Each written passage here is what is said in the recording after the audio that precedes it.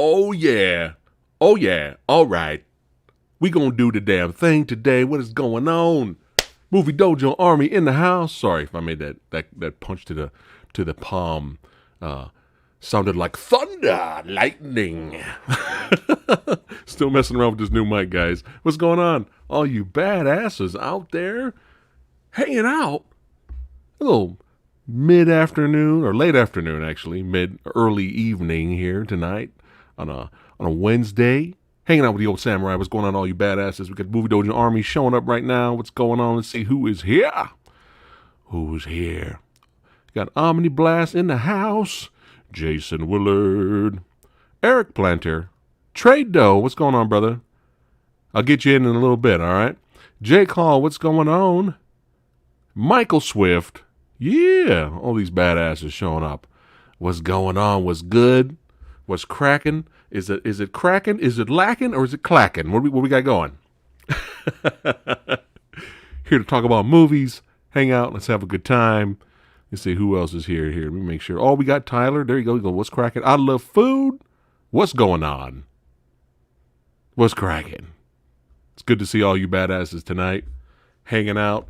Cheers. Hanging out with the family a little bit. Here we go. See? It's crack-a-lacking, all right? Oh, shit. How'd this guy get in here? He's an intruder. What's going on, brother? Thanks for popping in for a little bit. Ray, what's going on? What's cracking? Yeah. All these beautiful badasses today. Have you guys seen the Army of the Dead trailer? What are you guys' thoughts? What's your thoughts on it? Oh, shit. Jake Hall just finished season 1 of Primal, and he said it was cray-cray. Right? Wasn't that some good shit? Oh, we got Super Milkshake in the house flexing. That's what I'm talking about. All right, so Jason says it looks fun. There we go. What's going on, Mr. King Palmer in the house? What's cracking? Lacking.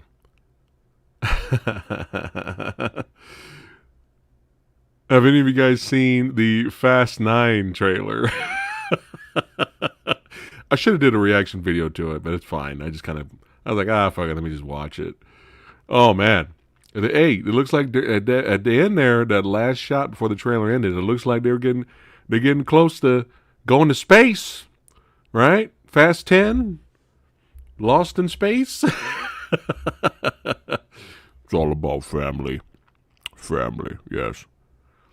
We made it to Mars. We drove all the way to Mars. We're going to sit down and have a family dinner on Mars. Care for a breadstick? Oh, God. Jason said he's all in. Sumo was not a fan of the franchise. That's fine. Jake says, interesting. What's going on? Law of the Least. Of the East, excuse me. Getting old. I need some new prescriptions here. He says, hey, man, are you a performer of some kind? You put on a fine show on YouTube. Oh, well, thank you, Law. I appreciate it. No, just me. I'm just a knucklehead. That's it. I just loves movies and talking about movies. Bishop Man 2. Yeah, thanks a lot, guys. Shout outs to Lady Fat Blood. She appreciates it. She's seen all the comments. She's still under the weather, though. I thought she was getting better there for a little bit, but she's kind of off and on, so she's still battling it. She's a fighter, though. She's tougher than me. She's tougher than me, man. Super Milkshake, I'm done with the Fast and Furious. All right. Ooh, I love food. I just watched Return to the 36th Chamber for the first time. Amazing. Right? Good one. Good one. Who's that? Assassin King in the house? What's going on? I am Groot Toretto. Fast 9 looks stupid, but then all of them are. Super Milkshake. Can't wait for Mortal Kombat. Yeah. Fast 9 meets Machete in space. Yes. Now we're talking. That's right, Omni. We got you guys' support. We appreciate it. Michael Swift. I think the Fast and Furious movies are getting even more cheesy as they go along. Yeah, I guess Okay, so what movie do you think the series jumped the shark? What do you think? Because the first one was basically Point Break. It was a Point Break remake. It had the exact same ending that Point Break had, literally. Whatchamacallit, but it was fun. It was a fun movie, right? And then the second one, I don't even remember it. All I remember was bad CGI cars, and James Remar was in the movie. That's all I remember of the second one. I think it was okay. I don't remember hating it. Believe it or not, I've never seen Tokyo. I almost said Tokyo's Fist. I've never seen Tokyo Drift. I've never seen Peninsula Drift. I've never seen it because the trailer looks stupid. I just was like, ugh. But I'm hearing from a lot of fans. Let me know what you guys think. That Tokyo Drift, is the best one out of all the movies because it's literally the only one that only focuses on racing. I don't know. I think it's probably like the James Bond films, right? Everyone has their favorite era and their favorite Bond, and it's probably that. Bishop Man says, honestly, I lost interest in Fast and Furious movies after Paul Walker passed away, right? No, I got you on that. Fast 5 is probably where it jumped the shark. Yeah, Jason, it's interesting too because Shaw and Hobbs, I have that. I have not watched it yet. But it looked like over the top, goofy, crazy, over the top action fun. So that's all I wanted. So I'm pretty sure I'll probably like the movie. Andre says in Fast 5, that's when the physics didn't exist in the franchise anymore. Super Milkshake wants to reboot Maniac Cop. That'd be fun. Tokyo Drift has the actor that looks like he's almost 30. Yet he is undercover high school student. All right, Jason said Hobbs and Shaw is great. Okay, cool. All right, cool. Hobbs and Shaw are one of the best hero-villain team-ups ever. Don't you agree? All right, cool. All right, you guys are... I'm getting more motivated to watch it. 33 badasses hanging out with the old samurai today. Thanks for joining all these certified badasses in the chat right now. We're talking about the Fast and Furious franchise. The question is, what movie do you feel the series jumped the shark? Now, here's the thing. Fast and Furious was kind of like a, let's get the band back together, right? And because we're not liking the way the series is going, let's get familiar faces back in there. And then let's make another, like, movie, right? Action thriller. I remember being okay. You guys know Gal Gadot was in that, right? And, like, nobody gave a fuck. Even when that movie came out and Gal Gadot was in it, nobody was like, oh my God, look at Gal Gadot. She's so hot. Nobody. She was just she was just in the background. Like, nobody cared. And even in, she had a little bit more bigger role, I think, in Fast 6. That's when they gave her more to do, I think. But a lot of people say Fast 5. Let me know what you guys think of this. Fast 5 probably has the perfect balance out of all of them because it was over the top, but not as over the top of the others. It actually had more action and excitement. It had fighting, one-on-one fight combat with The Rock versus Dwayne. With The Rock versus Dwayne. The Rock versus Vin. You had some. It actually became an action franchise, right? Right. Fast 5 came out, but it wasn't as extreme or over the top as the sequels. So a lot of people, I think Fast 5 is like their favorite. Like that's where it should have ended. Yeah, there you go, King Palmas. Yeah, a lot of people think Fast 5 is their favorite. That's like the best one. They think that's the best movie in the franchise. And Sexy Sumo says the best part of the series is in the end credits when he wakes up. You're screwed, right, bud? You're screwed. Danielle's gonna want to see the movie. Yeah. So you might as well just suck it up. Just give in and take her to the movies. You're not gonna get out of it. You know that, right? And even if you don't take her to the movies, you're gonna get it on Blu-ray for her. You're gonna watch it at home. There's no avoiding it, my friend. So you saw Hobbs and Shaw. Okay, he's seen Hobbs and Shaw. All right. Oh, this is interesting. What's going on, John? Young in the house. Juicy Chris. Oh, yeah, we're excited. I actually seen a clip. I'm not going to talk about it, but I saw a clip, and it involves Kung Lao. That's all I'm going to say. That's all I'm going to say. And, yeah. Scratches the fucking itch. I was pleased. That's all I'm going to say. That's all I'm going to say. I was very pleased from the small snippet clip that got leaked. And I'm sure you guys have probably already seen it. But, yeah. Yeah, I think we're in good hands. So.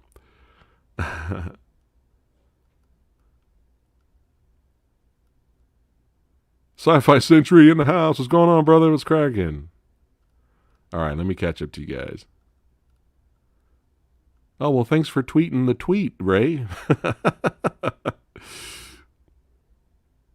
I think after Hobbs and Shaw 2, they were rejoined for Fast 10. Oh, that would be good. That's smart. Now, that's good booking if this was wrestling. That's good booking right there. That's how you do it, right? The finale, the last one, let's bring everybody. Fuck it. Bring Kurt Russell back. Kurt Russell, he didn't die, did he? Did he die? I know he showed up in 6. And 7 is where 7 had like the perfect ending. Like that was a good ending. They should have just ended it with 7, but I don't know. It's one of those things where we like over the top action. I think once they jumped the shark, they realized, hey, we've already jumped the goddamn shark.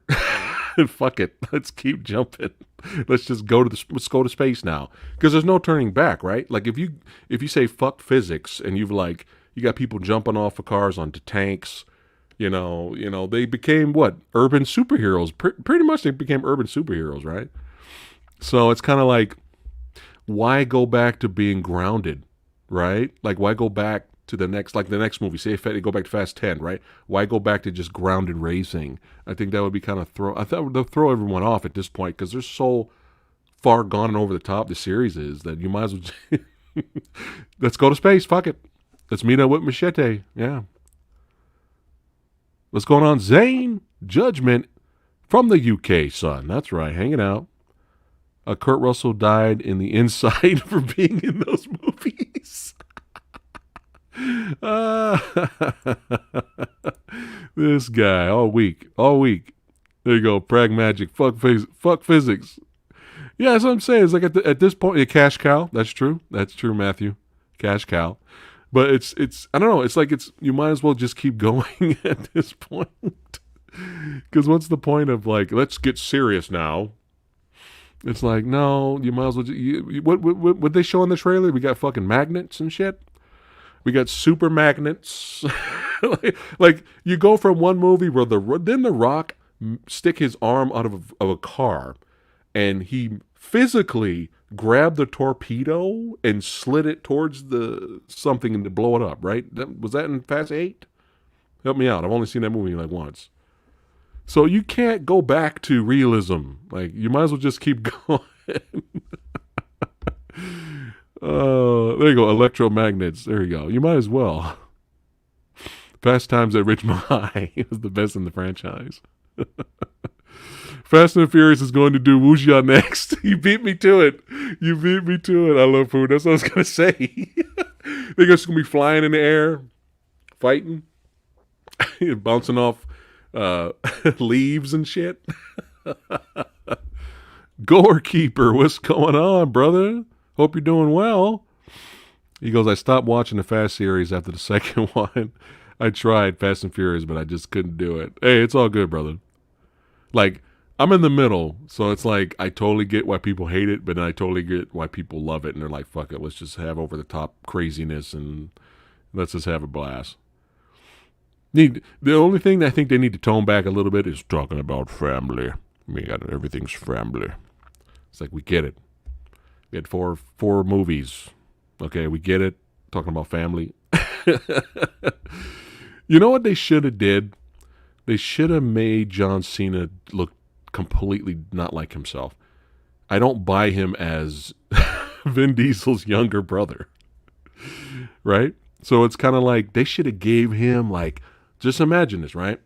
Maybe make him a different type of hairstyle, maybe bald, facial hair, a big beard, right? And then a scar right here, right? Something like that, right? I think that would be kind of cool. Like he just looks like John.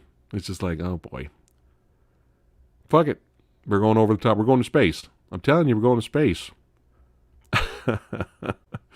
Michael says he never really was interested in the Fast Furious franchise. It's you take it or leave it. It's like if you never watch it, Michael, it's fine. You'll be perfectly fine, right? But if you want to get, here's the thing, guys. What do you think of this? For fans that like fuck physics, over the top, grabbing torpedoes, throwing it, electromagnets, like jumping off of tanks and shit. If you're into that, should a newbie to this series just start with Fast 5 and go up? What do you think? Should they even bother going? I mean, I guess for character development, they could go start from the first movie, but I don't know. Do you think they could just say, fuck it, just go straight to 5? Like, I just want actions, explosions, car stunts. I don't care about anything else. I don't care about the story. I don't care about the plot. What do you guys think? Should they just, the newbies, should they just start at 5 and then keep going? I don't know. Eric said he lost interest. Yeah, I get it. I remember the audience was sad. The audience was quiet when that movie ended, Fast 7. Hey, Director Ranjit in the house. That's what I'm talking about. Getting it going. Berserker, son. Exile the Chosen Ones. Got some badass movies coming soon. Yeah. We going to talk about it in the future on the channel one day. Yeah, you can have all these badasses on here in the pan. Have a big old panel of badasses. That's right. Remember when Michael Rodriguez had a movie career? Oh, you mean Michelle Rodriguez besides Fast and Furious? Now, I like this. I agree with this right here. What do you guys think of this? Instead of continuing the Fast movies, Vin Diesel should make more Riddick movies. There you go. I would rather have that. I mean, we have enough Fast movies. Oh, here you go. So this is what I was talking about earlier, right? Look at this. Watch this. Tokyo Drift was the best.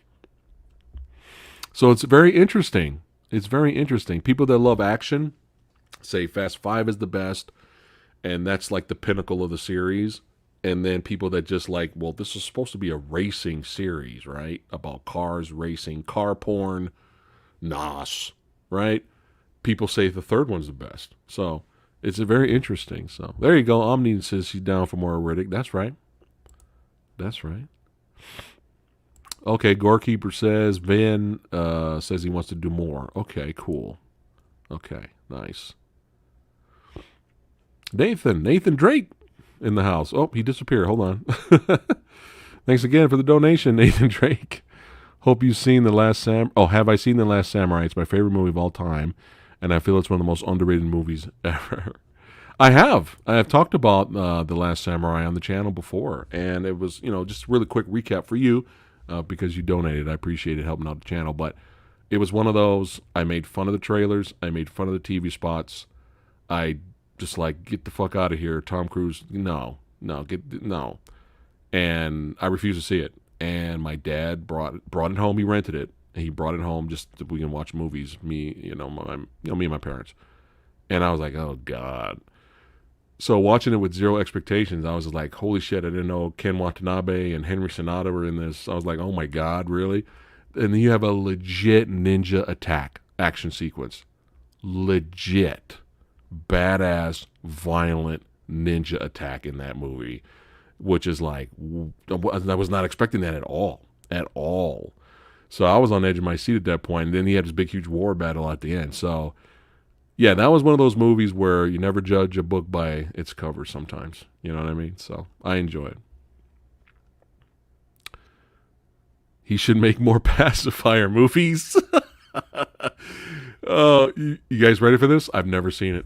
I've never seen Pacifier. It just looked atrocious.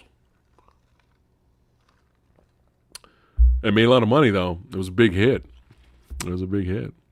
Chris Angel in the house. Andre Atkins. Who's your favorite Mortal Kombat character? When I used to play the games back in the old school era. Speaking of, hold on a second. Let me check something really quick, guys.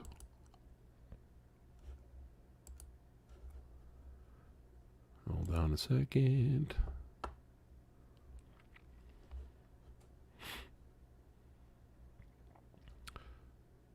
Give me 1 second, guys. I gotta check something.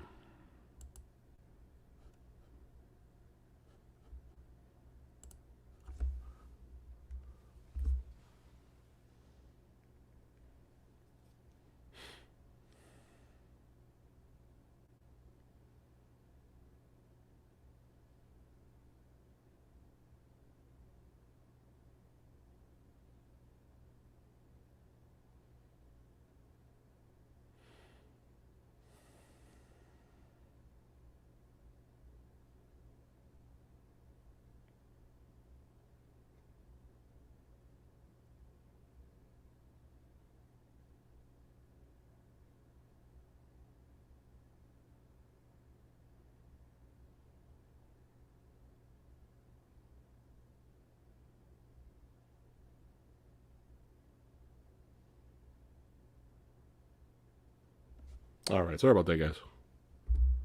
I had to fix something really quick. Thanks for being patient. Look at all these badasses hanging out. Look at this. So, segue. Unless something changes, I have a really awesome dude, badass martial artist, stuntman, Ranjit. You know who he is. We have Sui Lee Chung will be on the channel Monday as a guest on the podcast, as well as another badass martial artist, Anthony Marquez, who played Kung Lao in the Mortal Kombat 2 video game 2 and 3. So they will be here together, hanging out with the old samurai and us Monday next week. All right, so we're going to be talking about Mortal Kombat, everything Mortal Kombat, their careers, all that good stuff, fun stuff, next Monday. So that just kind of reminded me there. But I always used Liu Kang, and I would use Kung Lao as well. And then later, for the more recent games, I kind of bounced around, started using Scorpion. So, all right, let me catch up to you guys. Rocker, what's going on? Sean, what's cracking? He says he didn't care for the Fast Furious movies, but my dad liked Fast Five and Hobbs and Shaw. All right.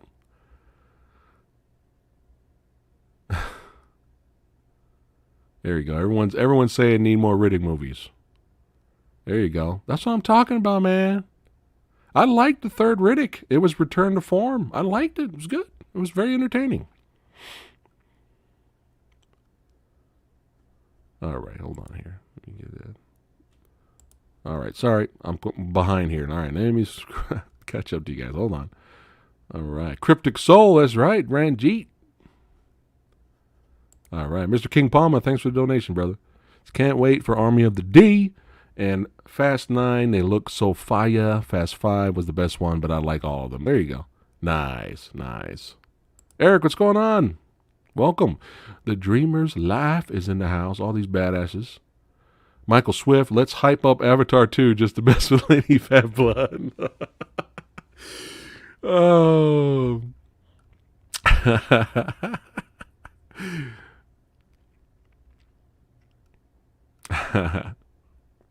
All right, Ranjit, I see your question now.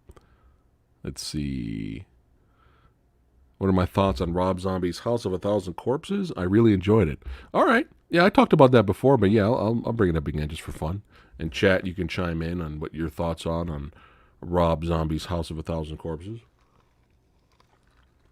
So when it came out, Dr. Satan! When it came out, there was a lot of hype. And I didn't get a chance to see it in theater. I watched it on video. But there was so much hype on it. Omni.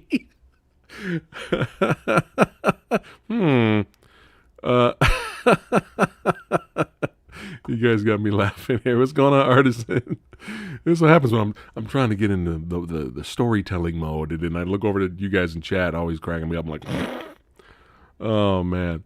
So I watched it and I liked the first half, and then the second half when it just went insane and there was no explanation for anything, and it just became a fun house. It became, Halloween, was it Universal Studios Halloween Horror Nights, where you go through the mazes? That's basically what it came down to. So I was okay with it. I didn't, but then again, remember all the hype around it when it came out. So my expectations, because I enjoy White Zombie. I was cranking White Zombie the other day. White Zombie and early Rob Zombie music is the best. But my expectations were really high when I went to go see it. So I enjoyed it. I was entertained by it. And then several years went by, and then it finally came out on DVD, and then I bought it again. I bought it, and then watched it again, and I enjoyed it a lot more watching it, revisiting it. So it's entertaining. It's a cult classic. It's perfect movie to watch during Halloween season. Like, it's perfect. Devil's Rejects, I might like that a little better, but still, that's as far as it goes. It doesn't go beyond that. Oh boy, yeah. I don't know if you guys saw Louis Lecca from Nerd Report. Really cool dude. He was on here. He went off on Rob Zombie. Oh man, it was hilarious. I couldn't stop laughing. It was really funny. House is good, legitimately creepy, and has a unique style. Didn't like it 100%. Not sure why I didn't see Devil's Rejects, but I heard it was just violent to be violent kind of a movie. No, check it out, Chris. Chris, if you haven't seen it, you can watch it for free. Check it out. It's worth watching.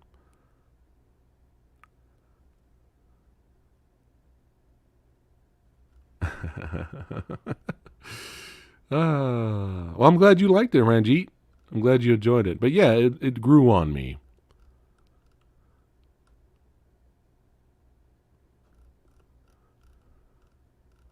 But yeah, Army of the D. That's it. We're just gonna call the movie that from now on. Just because we're immature knuckleheads.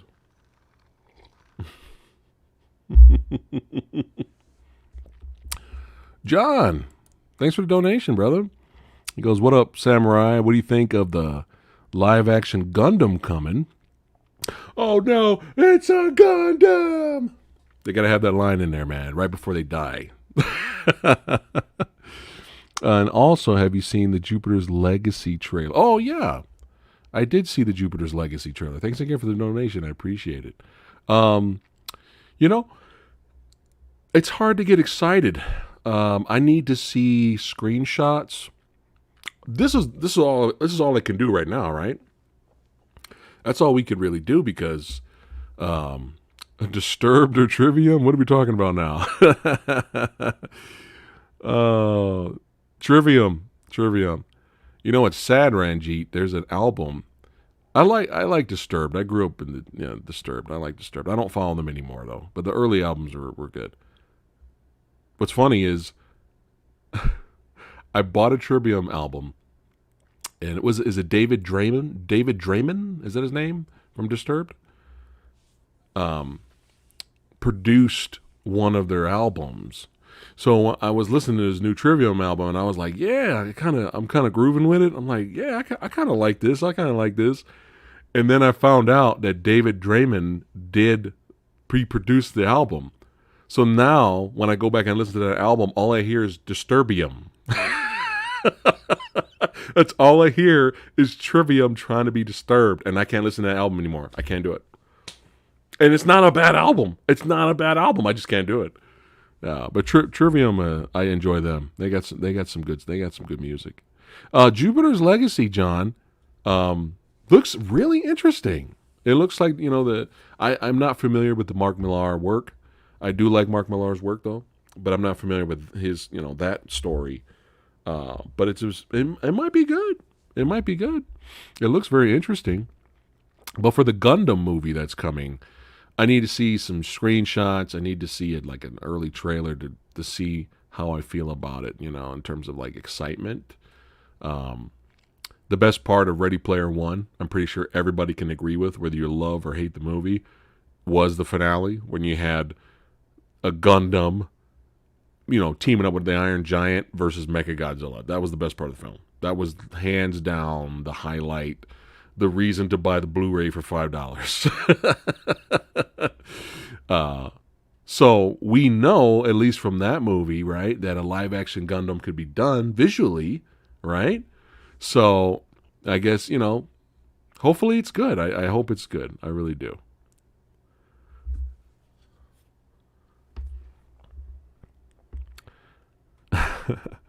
Yeah, the Disturbium album will never be listened to again.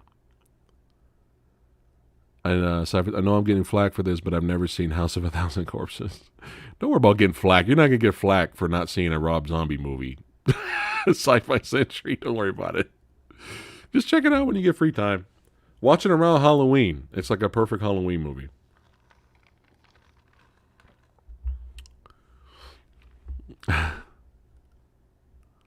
Was that it, Trey Dale? Was it Vengeance Falls? I think that was it. Yeah, like it's not a bad album. It's just I just can't unhear Disturbed in it. I just can't. But it's not bad though. But Trivium came back. They had some better albums after that. Thank God. But yeah, I saw them live. Trivium's pretty good. Did I ever watch Vampire Hunter D? I know it's anime, but wanted to see if you like that kind of thing. Oh yeah, Vampire Hunter D is part of my big five. The movies that got me into anime to begin with. So it was, let's see, if I can remember, I always forget sometimes, is Fist of the North Star, animated movie, Ninja Scroll, The Professional Go-Go 13, Vampire Hunter D, and the fifth one, I think it's Akira. I think. But, But yeah, that was one of those movies where I was like, well, fuck Disney. I'm like, yeah, no, I'm good. Like it was more of, of course we like some of the early '90s Disney movies, right?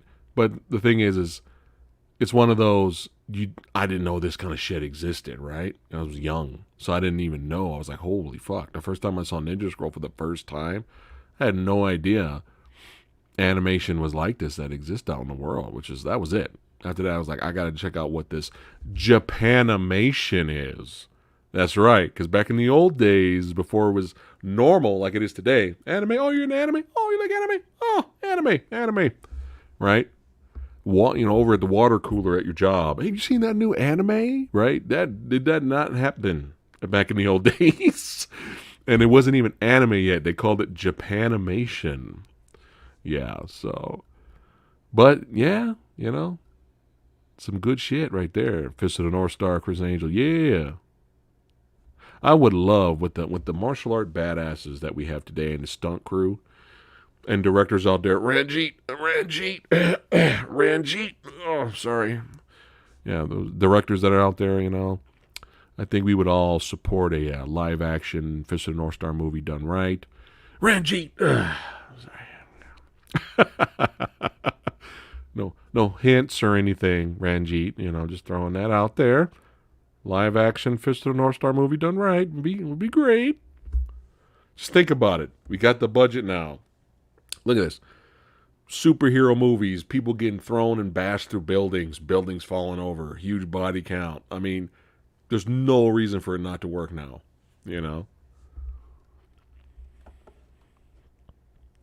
Who would win? Akuma?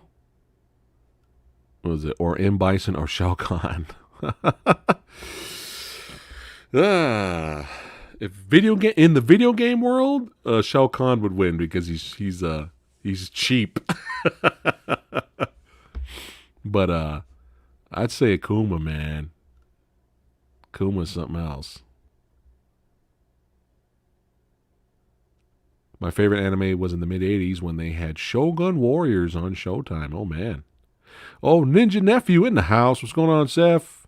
I think Patrick Wilson from Conjuring would make a good Batman. Oh, that's not a bad choice. But he kind of already played that a little bit. And Watchmen, Night Owl was kind of like their Batman. But yeah, I like Patrick Wilson. I really do. I think he's a very underrated actor. And I heard he's a really nice guy in real life. Like, no ego, none of that. Just regular dude. Imagine a live action Fist of the North Star, but with the story of Ricky's cinematography and gore. Yeah, yeah. Because when I showed Lady Fat Blood, she's never seen the anime. Excuse me, the old animated movie. She's never seen it.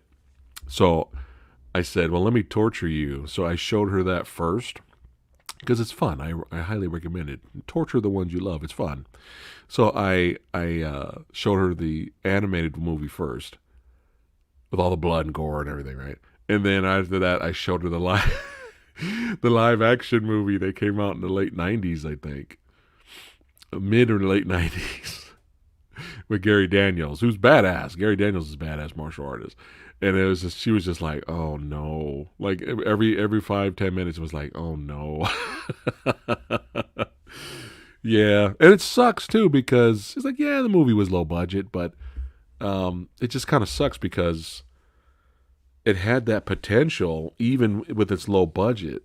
Like if they just got the fighting right, like there was moments. I mean, I'm sure if I haven't told the story already, I'm sure you guys have heard it by now. But the director of Fist of the North Star is the guy who did Hellraiser 2, which is a horror film I really like. And he's a horror director. He's not a martial arts action movie director. So during a lot of those fight scenes in Fist of the North Star, he got really impatient. So if you watch the end finale fight, I'm sure you can find it on YouTube. Watch it. Bring it up. And you see it's supposed to be the climax, the finale, right? Before Kenshiro makes it to Lord Shin and they have the throwdown. And will he find the love of his life, Yuria, or in this movie's version, Julia, for some reason? He goes, right? He's got to go through the army, the minions of Shin, right? You got to go through the minions and you got to work his way up. Badassity, martial arts, Kenshiro versus 100 motherfuckers with weapons and shit, right? So that's all there. But watch the way that fight scene is filmed. It's really sad because you can tell Gary Daniels is really he's working hard to make a really good fight scene. The stunt men are badasses. They're really trying to make them look good and make it an exciting finale. But it literally feels like the director put the camera angle like this and went and left and got lunch. Like, that's how bad it is. Like, it's just the same shot versus him versus like 100 dudes with a whole bunch of edits. And even with the edits, it's still pretty much the same angle the whole time. It never switches around to make things interesting, get different perspective, to make it an exciting climax. It's literally like, I'm going to put the camera here. I'm going to let the editor take care of it. This is taking too fucking long. I'm out. And that's, I've heard Gary Daniels in an actual interview talk about this and other people there too, that they were kind of bummed because they met early with the stunt team early that morning and they were really all excited. Like, oh, this is going to be awesome. We're going to do this and we're going to have this. And this is going to be a great, fantastic finale that fans of the anime will love. And they really were excited. And as soon as they started filming, to make these badass martial arts fight sequences that we love in movies, the best ones usually take the longest to do. And sometimes you got professionals, they can put something together really quick and make it still look great, right? But look at the two fights Jackie Chan had with Benny the Jet Urquidez. I'm pretty sure that took a while to perfect that, to make it badass, to make it awesome. I don't think they just went in there and said, we got like an hour, so let's just do this in an hour, and boom. And it takes a long time, right, to perfect, even, for like dance, right? Musicals and dance. It takes hours to rehearse and choreograph that stuff. And he's a horror director, and he's very good at what he does. The director of, Fist of the North Star, he did Hellraiser 2, like I was saying. But he just didn't have the patience. He was like, dude, how long is this going to take? Like, let's just end it. If you watch the special features of Fist of the North Star, you'll see Gary do moves and stuff that didn't even make the final cut, because it's like behind the scenes footage. He does like the split leg attack on two dudes, and he's fighting with sticks and different angles of it, because he's just behind the scenes. None of that made the final product, and it's just sad. It's really sad. Now, when you're desperate, because there wasn't really a lot of fighting in the movie, you could watch that fight and be like, oh shit, that was cool. He just beat the shit out of 100 dudes. But if you're like me, and I'm sure if you guys are real fans of martial arts action films, you can tell something felt right or wrong. Because even back in the 90s, when I used to rent the movie, because it's kind of a guilty pleasure for me, I used to rent the movie at like Hollywood Video. It would be on the shelf called Killer Bees. And they would have all these B movies, and Fist of the North Star live action was always there, and I rented it. Even though I enjoyed that fight at the time, because hey, I was a Gary Daniels fan, and he's kicking butt. Even then, I felt like something felt wrong, like something felt off about it. So you can watch it on YouTube. I'm sure you guys can find it, and you'll see it was literally, I'm just going to leave the camera here. I'm going to go get lunch. And the editor could do whatever he wants, and it's kind of sad. But it's all good, though. I still like Gary. He's still badass. Akuma reminds me of you, Phat Samurai Guy. It's the hair color. That's it. I need the beads, bro. That's it. I need the beads, right? But yeah, when we were talking about the live action movie of Fist of the North Star, me and Lady Fabula both were saying Ricky Gore, story of Ricky O. Gore is what this movie needs. That might have saved the film. Straight Edge Gamer in the house. What's going on, brother? How would I grade Guyver Dark Hero? And if there was a new movie announced, who would you have trust in to direct it? Ooh. Well, it would work now because the superhero movie genre is the end thing, so they can easily do it now. I reviewed Dark Hero a long time ago. That was a long time ago, though. So that's the second one, right? It's like years ago I reviewed that. In terms of action, I mean, obviously the first movie had better production value and, creature suits and stuff, right? But in terms of fight sequences, the second Guyver was hands down way better. There you go. So here you go. The fight scenes take timing and patience. Yeah. If you want them to look, if you want some bullshit, then yeah, let's just do it in an hour. Yeah, sure, go. Some guys can pull it off. Like they're that talented, they can put something together. Like when I had the badass Liam O'Donnell, the director and filmmaker of the Skyline movies. In Skylines, there's a fight scene with Daniel Bernhardt and another actor. I can't think of his name right now. And when Liam was a guest on our show on the podcast, he was saying that they were kind of running out of time, but they're both guys were such professionals. They kind of made up that fight like it didn't take them long, But when you have one dude versus 100 dudes, it's gonna take a while,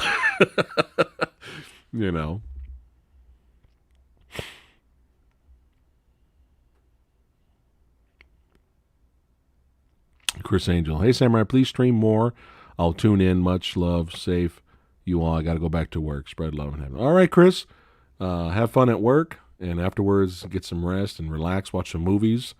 But yeah, I'll try to stream a little bit more than usual, besides the usual podcast episodes. So, thoughts on Chris What do you guys think of this? Thoughts on Chris Hemsworth portraying Hulk Hogan, brother? I didn't see it at first, and then if you go back to the first Thor movie, he's huge. So imagine the hugeness we already seen him like really ridiculously buff, right? So now supposedly he's even bigger than that. So physically, I think he'll be fine. Oops, excuse me. But I don't know. I don't know. I think he'll do a good job. I'm sure he'll do a good job. He's a good actor. All right, Jason, have a good one, brother. What's up? Zayd in the house.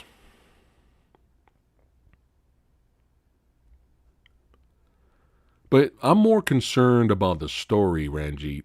That's my. I think Lemsworth. I think Hemsworth will be fine. It's just the story is like, how realistic are we going here? Are we talking about everything that happened in Hogan's life, or are we just keeping it PC and showing his interest in the wrestling and how he became an icon and that's it? Like, how far are we going? Because you had that WWE movie about Limsworth. You had that WWE movie about Paige, right? The wrestler Paige. She was talented. I remember watching her wrestle. I can speak of the English. This will never happen. Actually, Ranji, the closest thing to this, Dark Side of the Ring season 3 is coming, and Warriors on it. Dark Side of the Ring episodes are phenomenal. Yeah, watch those. You will when you watch one, Ranji, you won't stop watching. You'll watch all of them. But yeah, Brian Pillman. Oof, Brian Pillman's on there too. It's gonna be crazy. But yeah, the Dark Side of the Ring episodes are good. You'll like that. But like, it's just one of those. Like with the Page movie I was talking about. I heard it was actually a really good movie, and it was I forgot the name of the movie. Wrestling with My Family, I think that was the name of it. I heard it was a good movie. I heard it was a really good feel good underdog film about Paige. I heard it was really good. But obviously, they had to leave certain things out. Right? So that's the thing. Is like, what are we doing here? Are we going Raging Bull Jake LaMotta? Are we doing that? Fuck it. We're going to show it how it really happened in a way. Or are we going to, hey, icon, Hogan? I mean, that's the thing. That's my curiosity. Yeah, straight edge gamer, and he knows about Dark Side of the Ring. It's a trip. Fighting with My Family. Okay, so it was that. Okay. Yeah, Ranjit. So Dark Side of the Ring. Keep an eye out for the Warrior one. Hopefully, Brad, Long Halloween's good. I hope. I remember reading the graphic novel a long time ago, and I remember really liking it, especially with the end. I was like, what? Which I will not spoil, but hopefully it's good. The DC animated movies have a pretty solid track record, so there's definitely a lot more good than bad.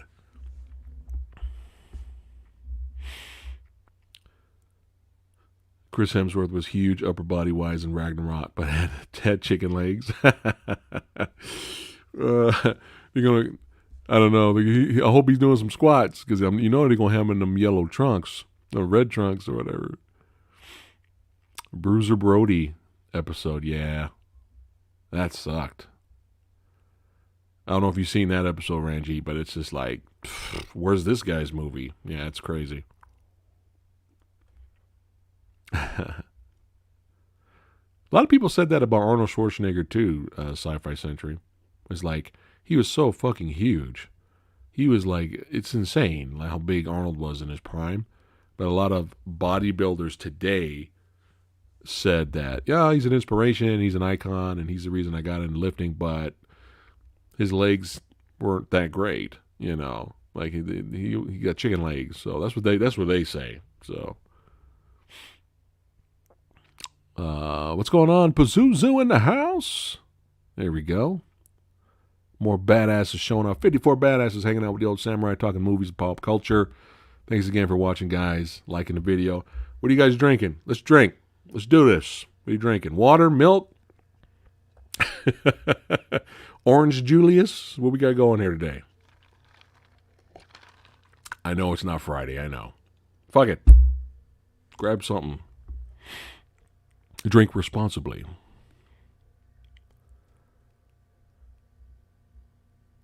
Yes. Yes. They have to do this. They have to show WCW Hollywood Hogan era. They have to. They have to do it. Pazuzu's got cold beers. Drinking 7-Up. I like it. I can dig it.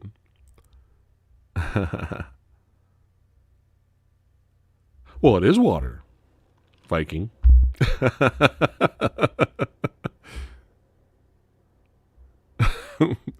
Oh, we got dad joke of the day. Dad joke from Trado. Thoughts on the Ultimate Warrior? Oh my God, Ultimate Warrior has one of the greatest theme songs in wrestling history.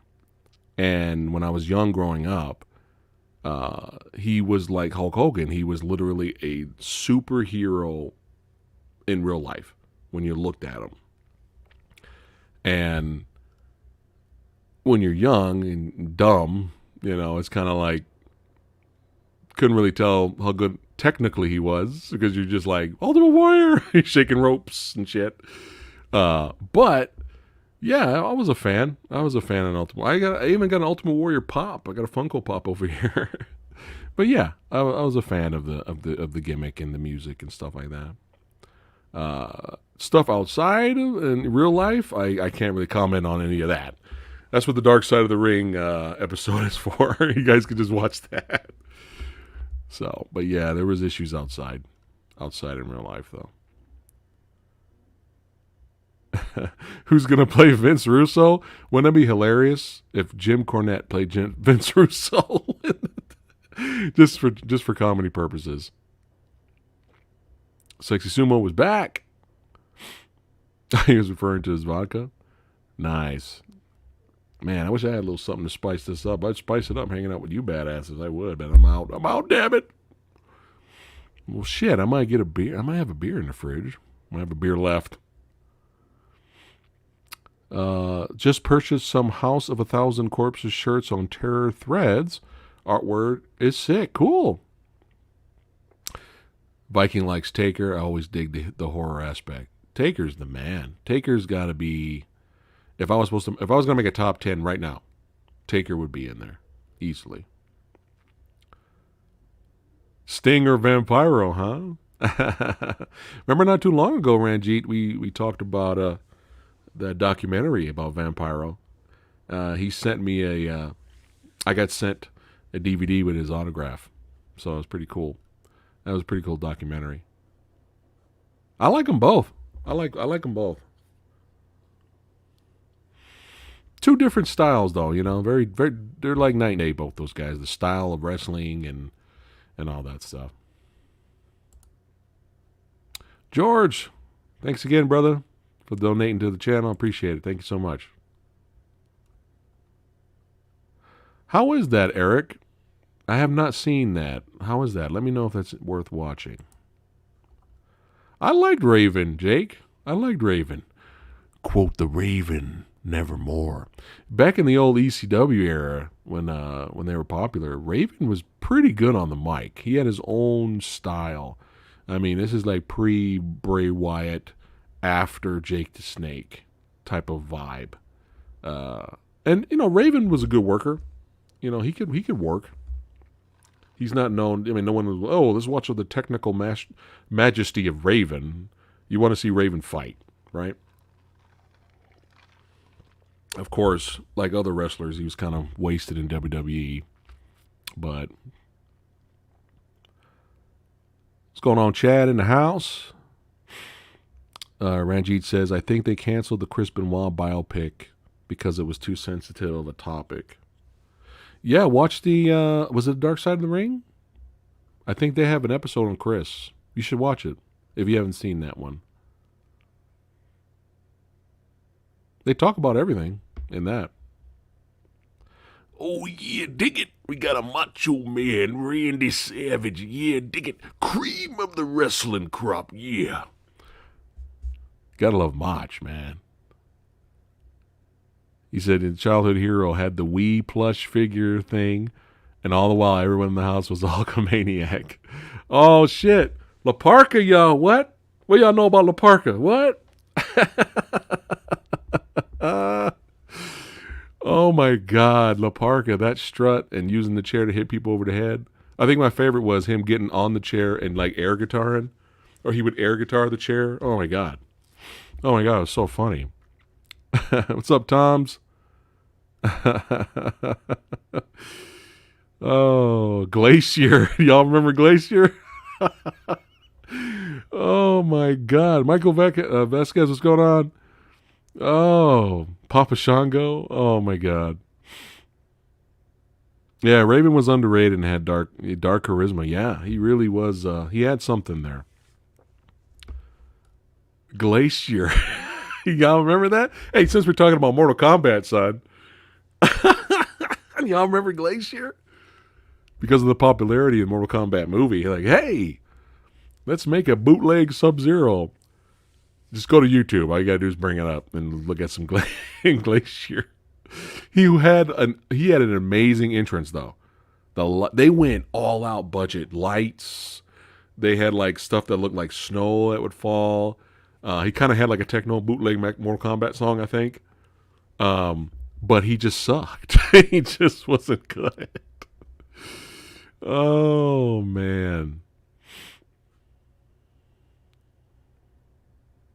Oh wow. I didn't know Seth Rollins almost passed out. Glacier's in the end credit of Mortal Kombat movie. Oh.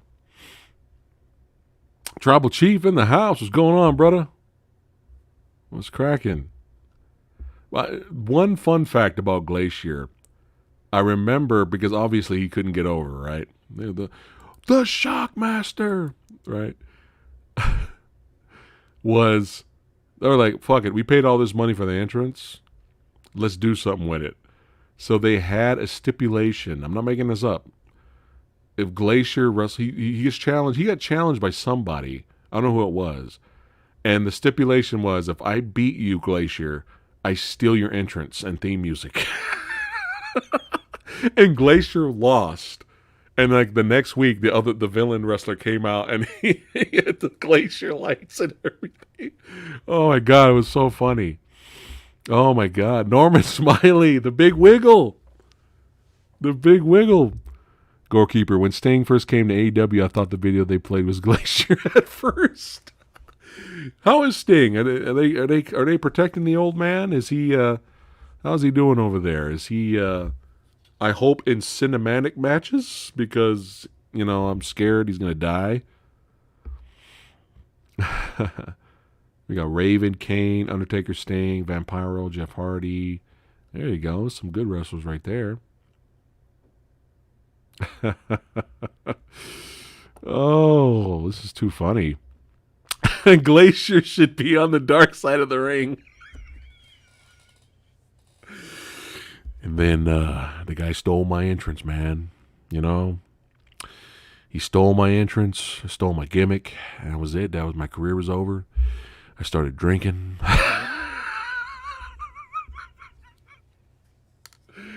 Oh, fuck. I think one of my favorite Dark Side of the Ring episodes, all of them are great. The New Jack, y'all seen the New Jack one? Fucking hell. Was, I can't remember his name right now, but the dude that slapped the shit out of that reporter who was talking shit. You guys know what I'm talking about? Let me know if you know what I'm talking about in chat. That was great. It's kind of fucked up what happened to that guy, because it's like, I'm all about kayfabe. Vince McMahon and them want me to stay kayfabe, faby. So I'm going to go out here. I'm going to talk to this reporter. Reporter out of nowhere is talking shit, calling this shit fake, calling us a fraud, trying to ruin the business and all the people that are trying to, work to pay their bills and feed their kids.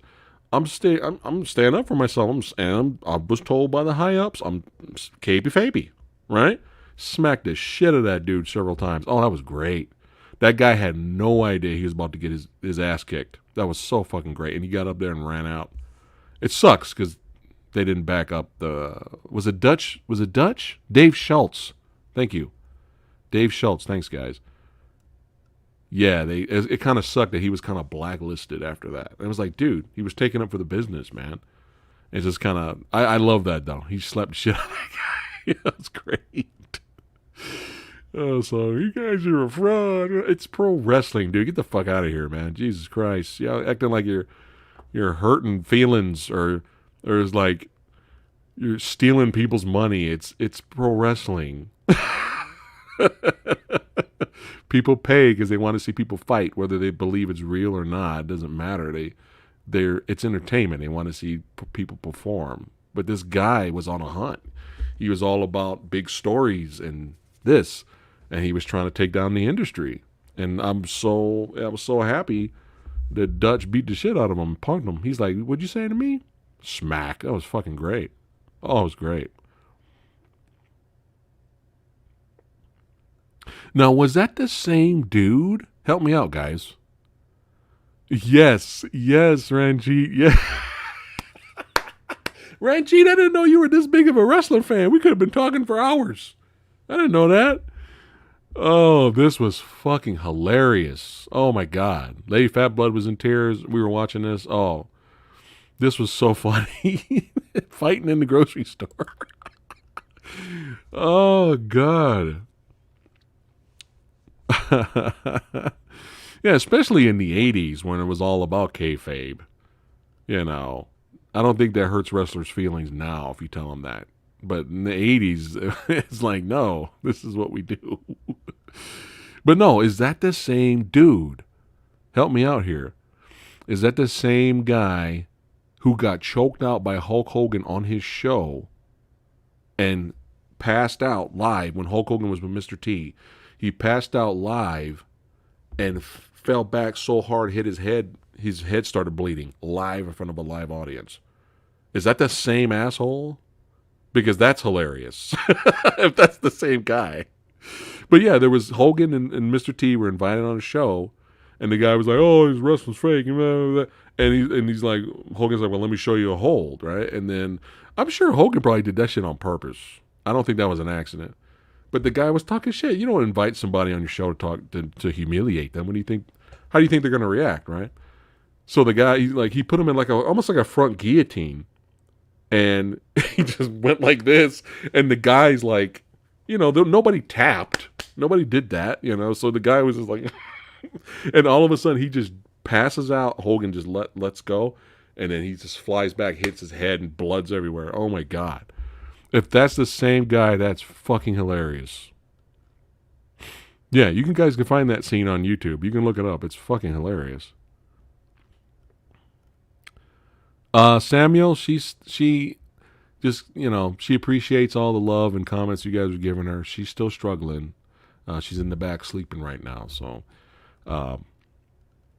yeah, she's resting. And hopefully, she's fighting. She's fighting right now. I thought she was getting better for a second, but it's kind of going up and down. So we appreciate you guys giving Lady Fat Blood her love. She's just under the weather all week and last week. So we'll keep you in the loop.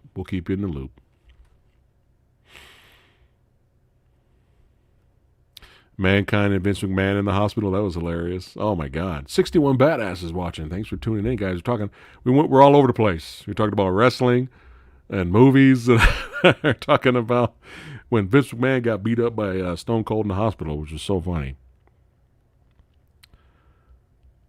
Now, here's a good question. Hold on. Who is y'all's favorite entrance in wrestling? All right, chat, let me know. Your favorite wrestling entrances.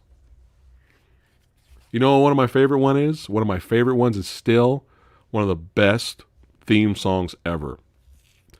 They had something going with The Brood.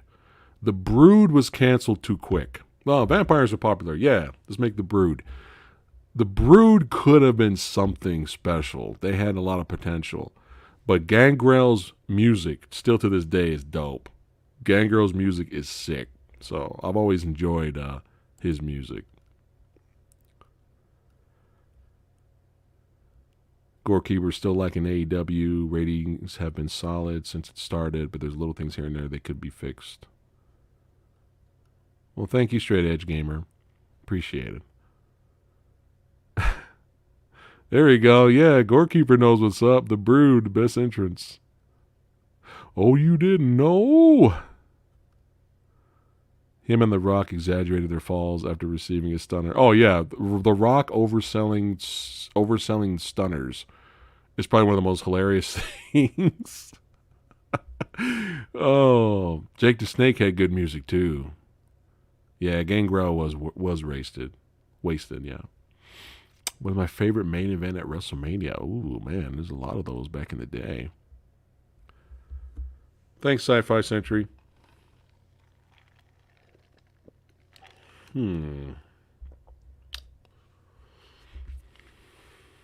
Well, it's controversial now, unfortunately, but it was the WrestleMania where Chris Benoit and Eddie Guerrero both won the titles that night.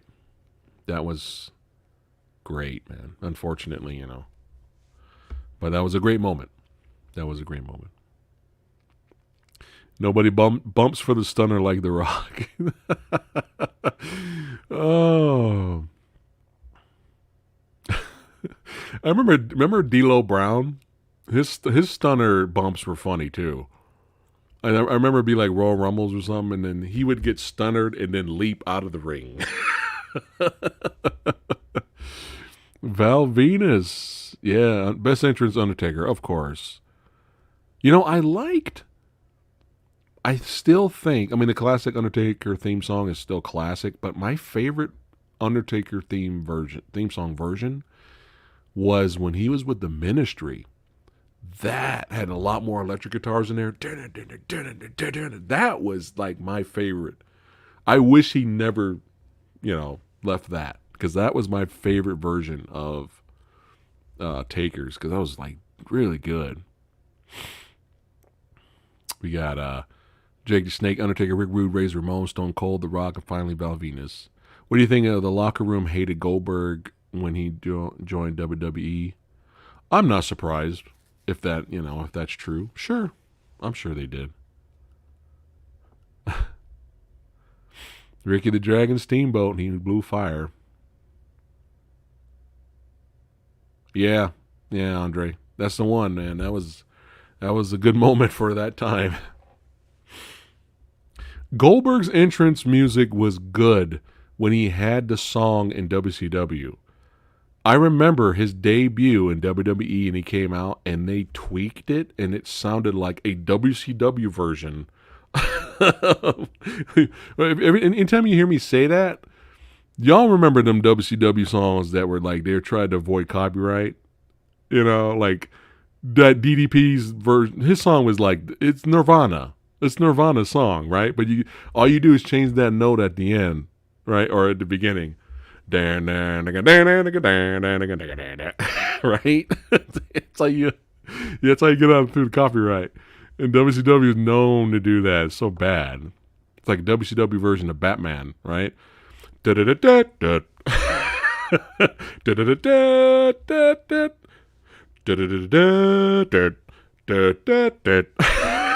It's so bad.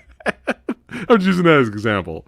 But yeah, when Goldberg arrived, I remember the audience were like, what the fuck was this? Because it's the similar drums and beats, but you can tell something was off, and they like really ruined his debut. I was like, what happened there? Scott Hall, yes. Scott Hall, really, he oversold too. But let's talk about the king of overselling.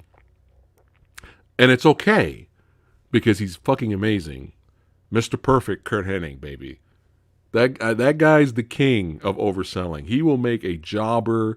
He will have a jobber punch him, and he will fly out of the ring in the audience. Rest in peace, Kurt Hennig. He was great. He was great, man.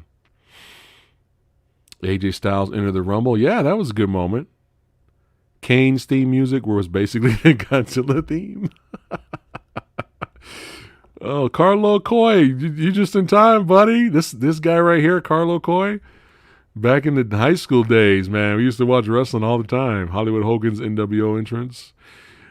with some Jimi Hendrix. Voodoo Child. Yeah, that was great. That was great. I'm not surprised Kyle O'Reilly and Adam Cole had a good match. I'm not surprised. And that's right, 4K, right, of all time. Oh, Jax B. the Ripper got me. She should be on there right now, man. We're talking wrestling. This is like perfect. I should send her an invite. She sent me a Dark Side of the Ring coming soon, the Shockmaster. And like for 1 second, she actually got me. I was like, what? Wait a minute. And then later I was like, oh, God damn it. It was a joke. It was for April Fools. Oh, the Shockmaster moment is probably one of the greatest wrestling botches in the history of all. It is legendary. Yeah, it's too good. Oh yeah, this was a lot of hype. Yeah, a lot of hype. There was a few mess ups and botches in that match, but they were both so over. It didn't matter. It was like Hogan versus Warrior, right? It didn't matter. They could have just hug battled. They could have just did test of strength the entire match, and that's it. And people would have went because they were both so over, What's going on, Gene's cracking? All right, Trey, let me see if I can get you in here, man. Since we're talking wrestling and movies and that, let's have some fun here. You ready? I'm gonna try to get one of our members in here. Hold on, let me get this here. I'm gonna send you the invite now, and all you gotta do is click and bring yourself in, man. I'm gonna send it to him. Here we go.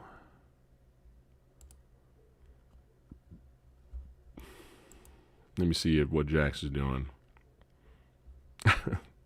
You gotta love live streams, man. You just talk about anything. It's just too much fun. Let me see what she's doing.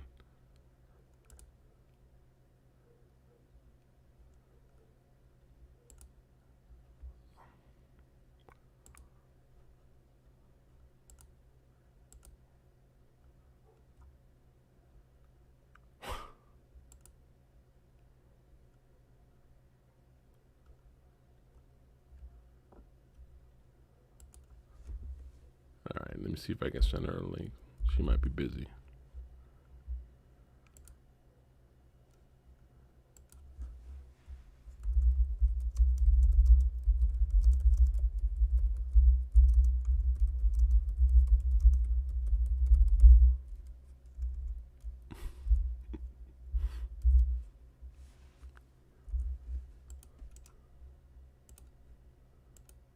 All right, cool. All right, let me get back to you guys. See if Trey is here. Trey, you still there, man? You may have left. I sent you the link, brother.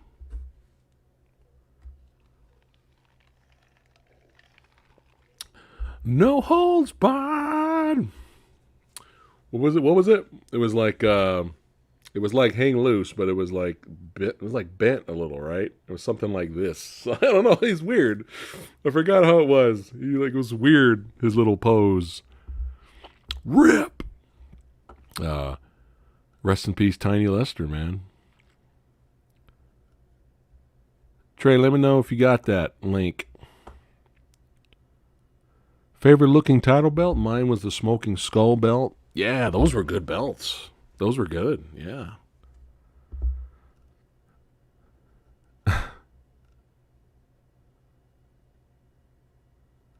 Oh, I know Omni Blast. She had issues, I think, too, on her phone. So I don't know, maybe if you have laptop or desktop, you can try like that. Yeah, I remember she had issues trying to get into. It's all good. If we can't get you in this time, we'll get you on the next one, brother. Kurt Angle versus the milk truck.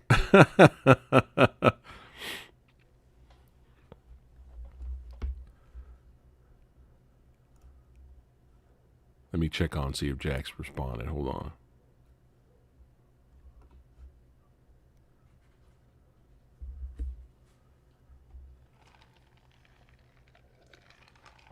This is fun. Movies and wrestling. All right, cool. Jax will be here 20 minutes. Awesome. Cool. Ranjit, let me know, man. You want to pop in? You want to pop in for a little bit, man? Let me know.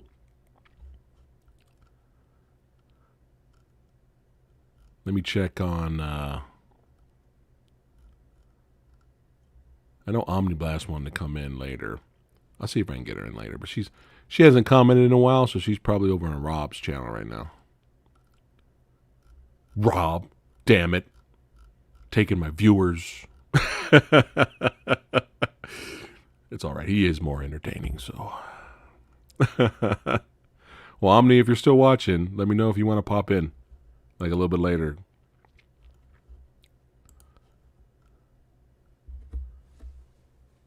Barry O, greatest jobber ever. Funniest stink face from Rikishi. Oh, God. There's so many of those. I had no idea.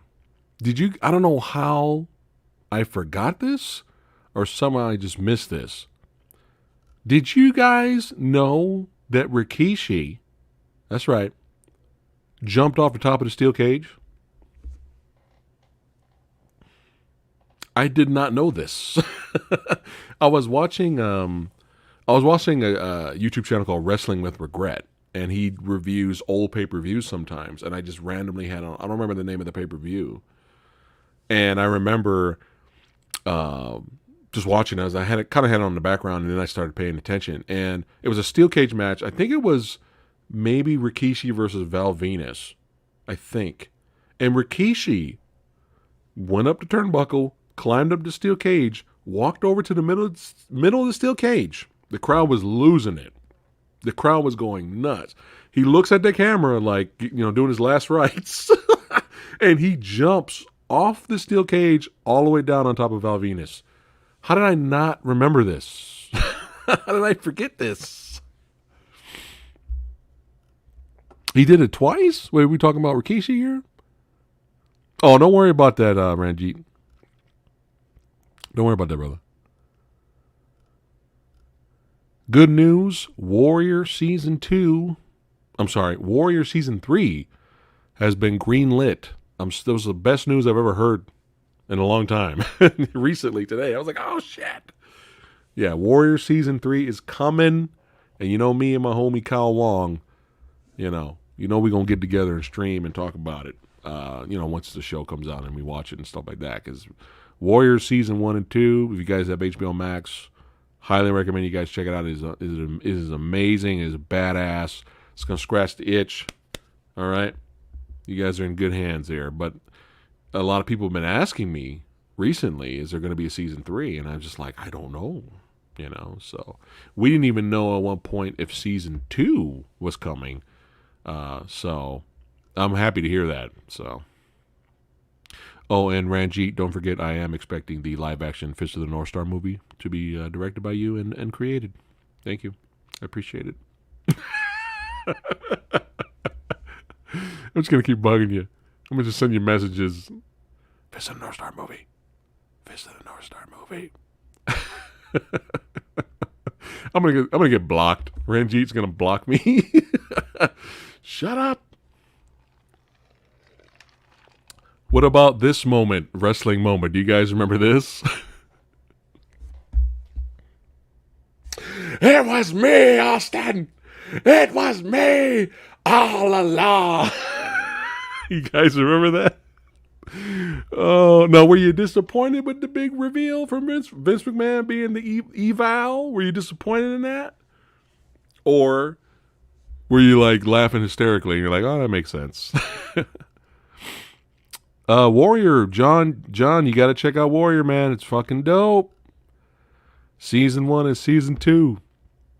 If you like really good storytelling, really good characters, good acting, and badass martial arts scenes, man. Especially when you get to Season 2, it even gets even better. Warrior. Check it out. Oh, there we go. Well, you're welcome, Andre. You're welcome. I'm glad you're a fan of the show. It was me, Austin. Let me try to send another link to Trado. He disappeared. Let me see. I'm trying to get him in here. Hold on. It was me.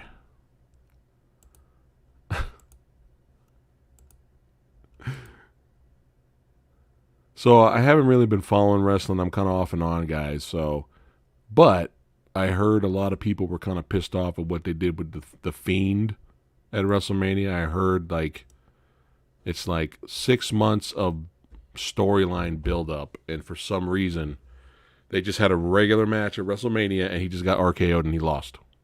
So a lot of fans are like, what? So if you guys have any insight, we could talk about that. Let me know what you guys think about that. Poor Bray Wyatt. Every time you think they're doing Bray Wyatt good, they just fuck it up. They fuck it up with bad booking. All right, let me send him another link. See if we get lucky here.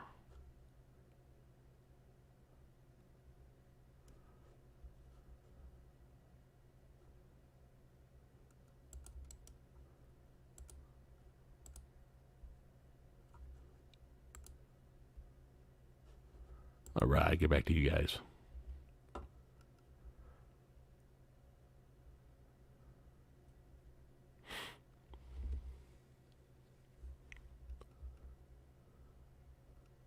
All right, Viking, have a good one. Get that grub. No, I mean I got HBO Max, Michael. I'll just watch it here. If I enjoy, remember work schedules and stuff, it's kind of hard for me and Lady Fat Black. That's why we were annoyed that we had to go to see nobody in theater. But at least we enjoyed the movie. But no, we'll watch it here. Who knows if we get some free time later? Yeah, I'll probably go check it out and see it in the theater. Why not? King Palma, thanks for the dono. I've always dreamed about being a badass director in Michael Bay style, but better storylines. Hey, follow your dream, right? Don't give up on it. Because that's what we need right now. Can you imagine the visual style and action set pieces of Michael Bay, but with actual good stories and characters you care about? Hey, I support you. That's what you want to do. Hey, we all support that.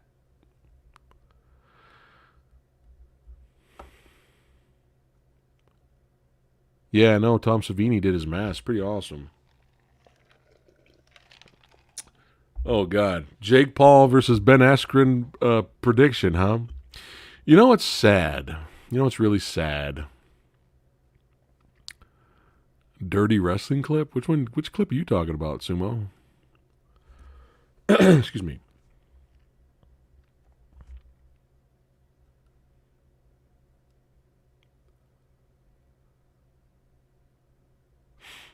Oh, that would be dope, Caleb. Why not? Pacific Rim Universe crossover with the MonsterVerse. Sure, I'm all for that. Why not?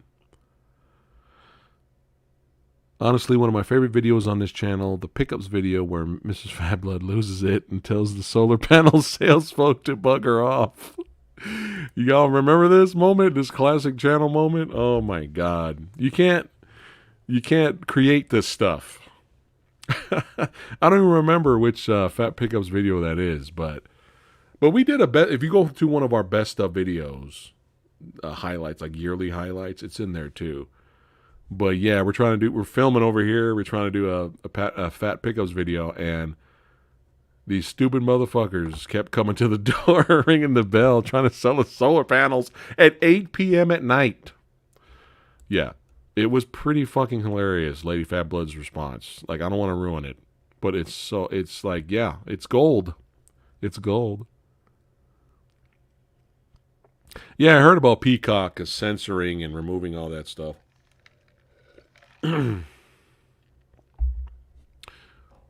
Well, I guess Tradu said, fuck it.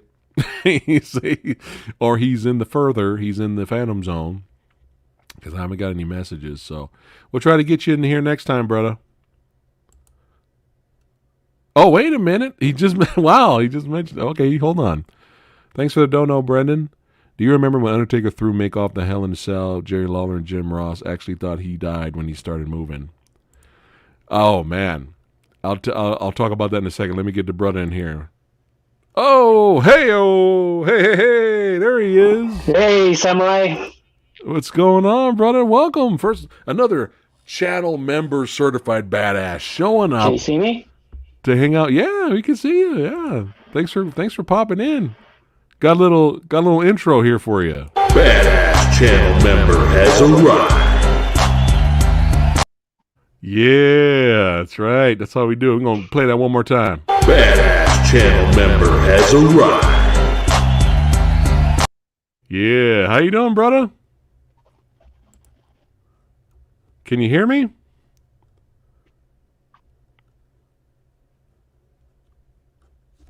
Can you hear me?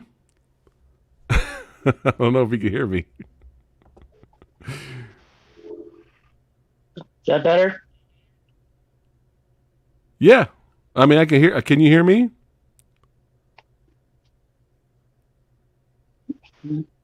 I don't know if maybe Trey's got a delay. I'm not sure. But yeah, we can see you fine. We can see you, brother. You gotta love technology. How you doing? I can see you too. Okay, so he just got it. So we're talking wrestling. Glitchy. No, it's fine. It's fine if you're glitchy. It's okay.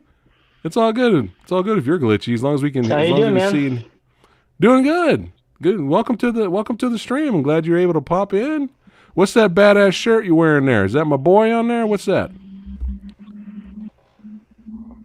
Looks like Jason Voorhees. Thanks. Is that Jason? Do I sound robotic? No, you sound fine. Yeah, you sound good. Is that a Jason Voorhees shirt there? I don't know if you can hear me. Can you? Is there a big long delay or? It's all good, man. It's all good. We're gonna figure it out. All right, there you go. Widescreen. Nope. We're back to World Star Hip Hop. It's all good. That's better. That's okay. better. Oh, all right. How you doing? I'm gonna wait. I'm good, man. Good. Okay.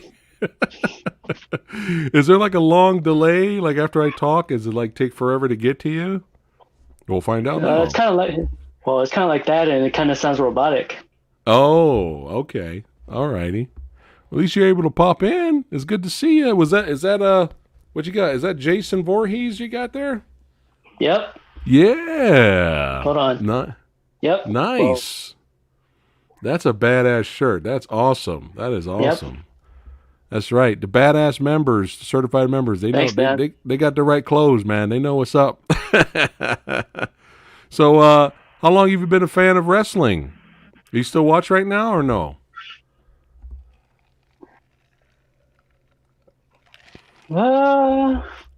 Here and there, maybe back like when I was a little kid, maybe back in the days of when it was WWF. Oh yeah, back in the golden era, and not WWE or whatever they call it now. Right. Do you remember when they became back in those days when I was little? Yeah. Do you remember when it became WWE? There were fan signs in the audience saying, "Put the F back in." Just hilarious. Yeah. That was funny. That was so funny. That was really funny. Oh my God. Well, it's good to have you on the channel, man. What was some of your favorite wrestlers back in the golden era? Yeah, likewise, man. It's a pleasure to be in the chat now and the live stream. Hulk Hogan, Macho Man, Ultimate Warrior, Jake the Snake. You know, the old school ones. Yeah. Jake the Snake, for the younglings that don't know about him, and just see Jake now, go back if you're a young wrestling fan, or if you're young and you're a wrestling fan now, go back to Jake the Snake's promos. He was so good on the mic. Like, he was so good on the mic back in the day. He's still good, actually. He was so good. He's like one of the best on the mic. I think he was kind of underrated, Jake the Snake, on the mic. So what you got in that? So was well, I like the Ravishing Rick Rude too, even though he was kind of like, huh? No, Rick Rude was legit. Ravishing Rick Rude was hilarious. He was one of the best villains ever. Like, he was one of the best heels. But he was good in the ring too.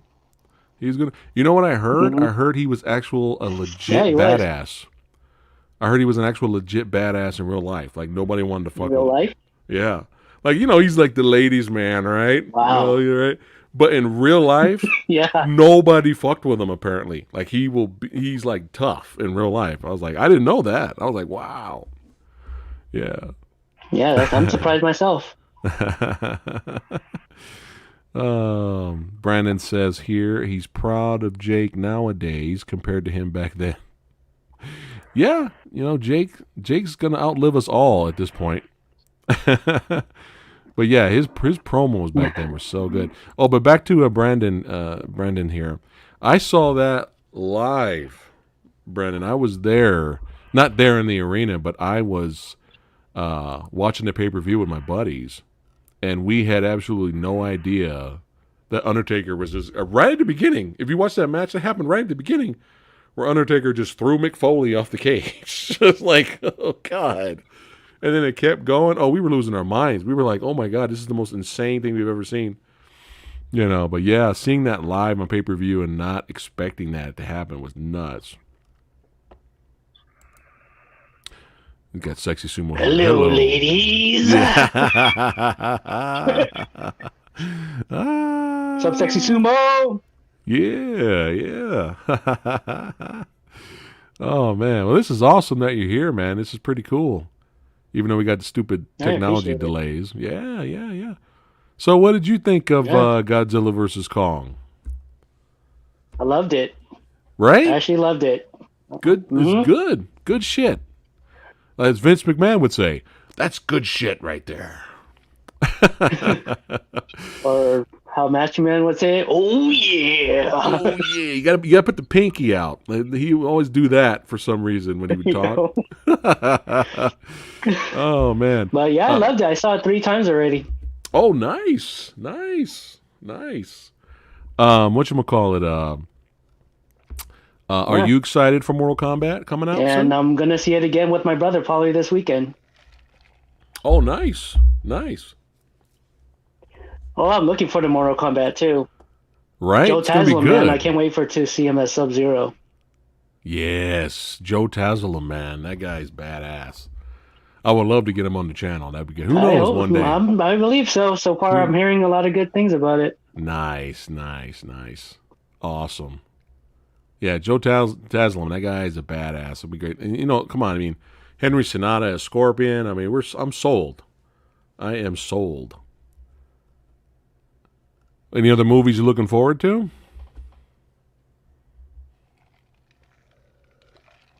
All right.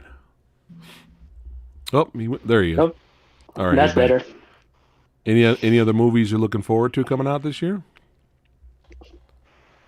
Okay. Let's see. Hopefully, Top Gun 2. Sounds kind of cheesy, but I'm up for Top Gun. Hey, as long as it's fun. Black Widow. Yes, Taskmaster. Yeah. Yes. I mean, that's gonna be amazing. Sexy Sumo wants to see the full shirt. He wants to see the full shirt. Yeah, there you go. There's a better shot of it. Yeah, look at that. Can you see it? Yeah. How cool is that? It's awesome. That's pretty badass. I need to buy me some shirts. I got it from Once Upon a Tea. That's where I got it from. Oh, all right. I haven't bought from them in a while. What size do they go up to usually? You know what the biggest size is? I think up to... Not sure. I think... They have Phat Samurai size. You have your size, I believe that. All right, good. Yeah. 10X. That's what I need. 15X, Yeah, I got that one and a Michael Myers one, too. Oh, nice. Mhm. Oh, Yep. I hear the doggies. We got doggies in the back. How many Yep. pets? How many Every pets you night, got? every evening. I got 2 dogs. Too many dogs. Oh, all right. What's their names? Shadow and Goldie. All right. Nice. Nice. Yep. I got Yep. 2 turtles. One's Cuff and Link. Oh, from Rocky, I'm right? just kidding. I'm just kidding. I'm just kidding. I actually had a pet turtle. I actually had a pet turtle, and I'm not making this up. I named the turtle Big Head. I named the turtle Big Head. You know Nice. what? You know why? Because Why is that? when we bought the turtle, his head was inside the shell the whole time. And so I didn't know what he looked like. I was just like, I just want a turtle. So when I got it, well, I had it in a bucket, and my dad's driving me home, and we hit a bump. So the bump rattled the bucket, and the turtle like woke up, and then he's like, "What the fuck?" And then the turtle's big head came out, and it freaked me out because the head was huge. The head, I'm not making this up. The head was almost bigger than the damn shell. I was like, "How do you even fit your head in the shell?" So I was like, "That's it. I'm calling you Big Head." He didn't like Must to have be been a picked. Ninja Turtle, maybe. Right, I guess some mutagen got on top of him or something there. Oh, Sumo, what you doing?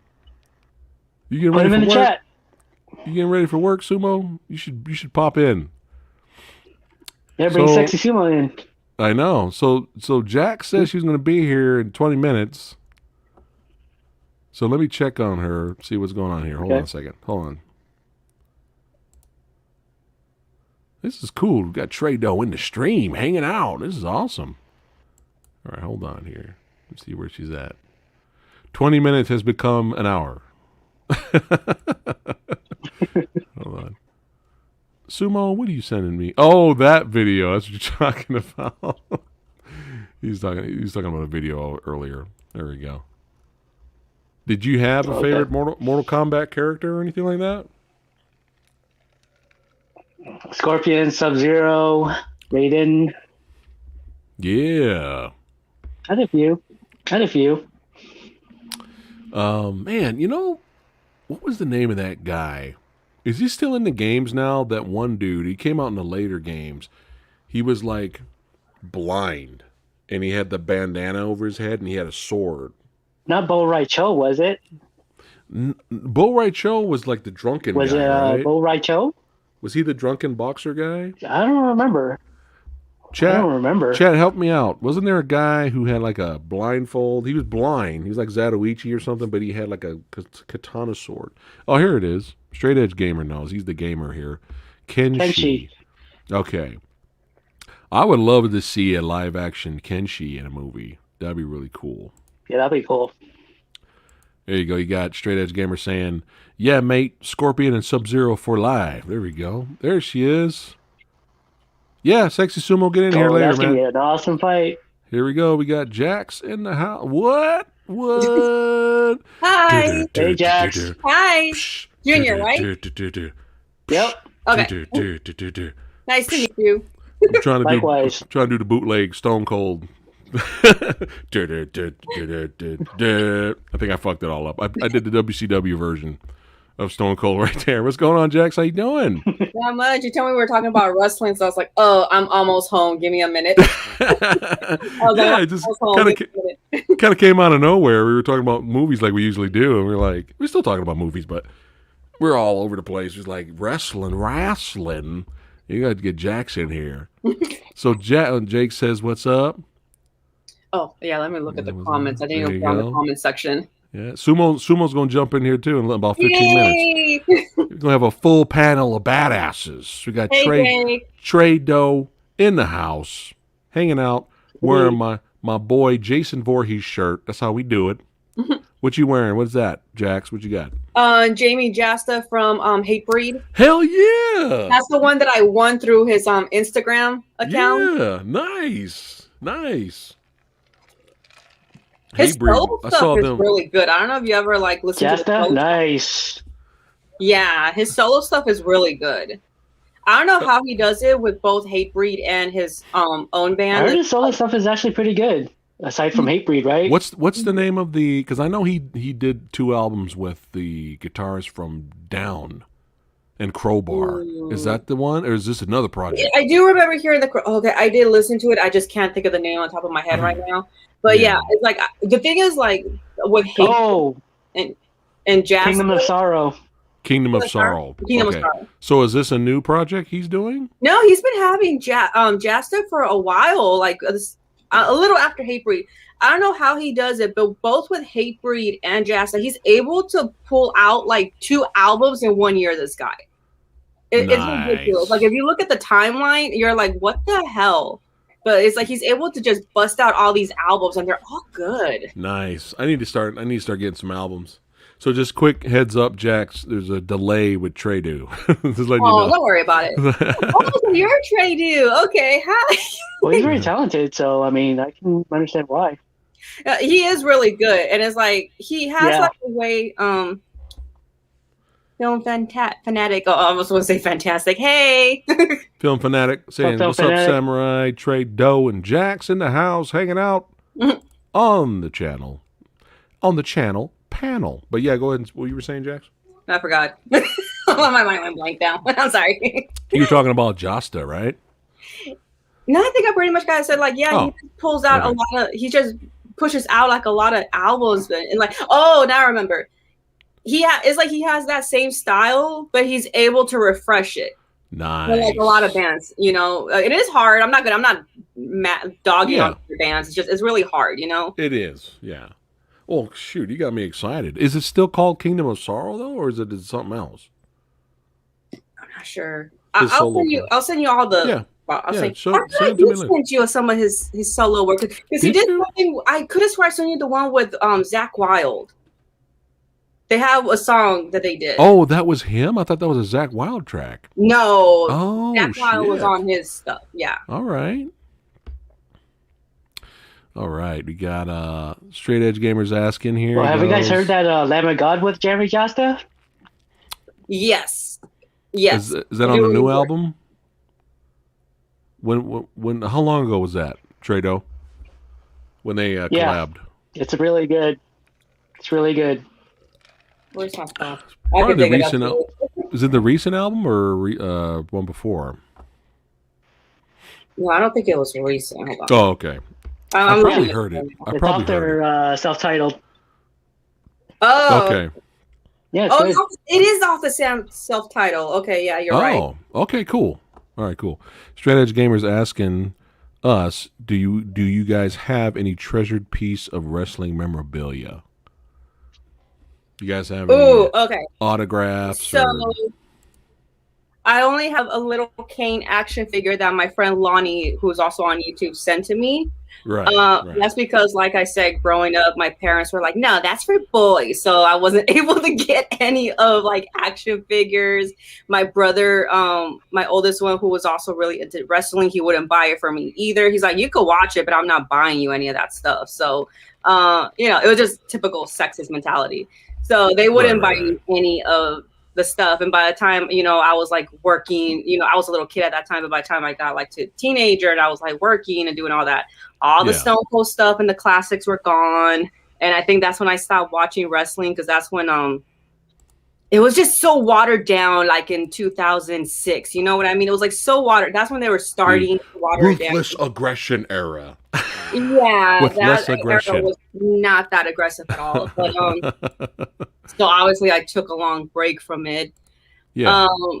But yeah, I think I only have the little Kane doll, the little Kane, and then maybe the WrestleMania 20 on DVD. I'm sure I have some figures somewhere. Who knows? Maybe in the garage. I probably have some figures. Because I did collect a little bit. I know they're somewhere, but they're probably boxed up and in boxes and all that good stuff. Oh, look at this. This is right up your alley here, Jax. He goes, "Hey, Samurai, are you a history nerd? If you are, there's this band I think you should listen to called Sabaton. They're so awesome." There you go, Jax. I have Sabaton. I've seen them 4 times. I love them. There you go. Yeah, that's our group right there. when they first opened up for Nightwish in 2015, I think it was. And then they were at Knot Fest, the one that we went to, Phat Samurai, but you didn't see them because I think you were still drunk and like hungover, so you didn't see them in time. You weren't supposed to mention that and talk about that. We agreed. You mentioned it in your I'm just video. kidding. I'm kidding. That's how I found you, because you were talking about it. And then has it been 5 times? I think I've seen them 5 times. Yeah, that's our group right there. Brandon, I do have one Sabaton album. I have one of them, and on that one, I think it was all war based. They had like all their albums are like that. There's all historic.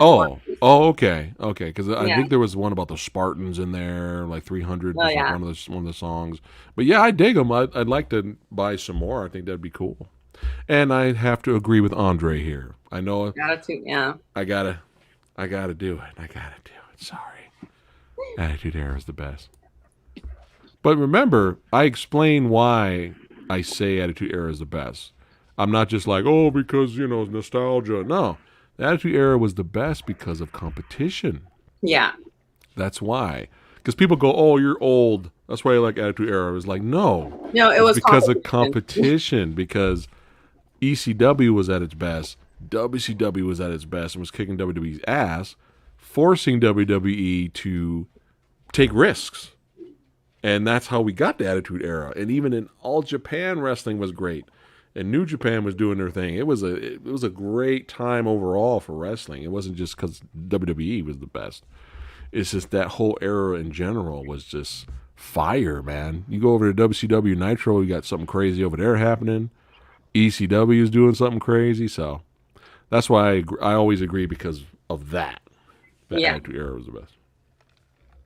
I'm trying to post stuff that I'm live streaming with you. I haven't even told anyone yet because, I was out and about. So I was like... Nightwish. Straight Edge Gamer loves Nightwish too. Who? Straight Edge Gamer, he likes Nightwish too. Oh, I love Nightwish. Brandon says he wants to see Sabaton bad. He said you're lucky. Yeah, and the thing is too, before all this COVID and everything, they were supposed to go on tour with Judas Priest. Woo! That would have been a hell of a show right there. Yep. Rob Halford's 568 years old. He's still badass. Nice. I just keep upping it for fun. The next time I talk about Rob Halford, I'll be like, hey, Rob Halford's like 800 years old now. He's still kicking ass. Trado, what's some of your favorite bands? Oh, we got Sumo in the house. In the year 3000. Talking about metal and wrestling and movies. All the stuff we like talking about. What's up, Trado? Jax? How you guys doing? Yeah. There's still a delay for Trey, the sexy, so just giving you a heads up. Trey's calling us from the Earth's core. Good. He's saying, what's up? Trey, you contacting us from the Earth's core? Trey, dude, what's some of your favorite bands, Trey? Sound like Mr. Roboto. That's a good song. I'm not gonna lie, that's a good song. I love Stick. So. Do you have what's some of your favorite bands, Trey?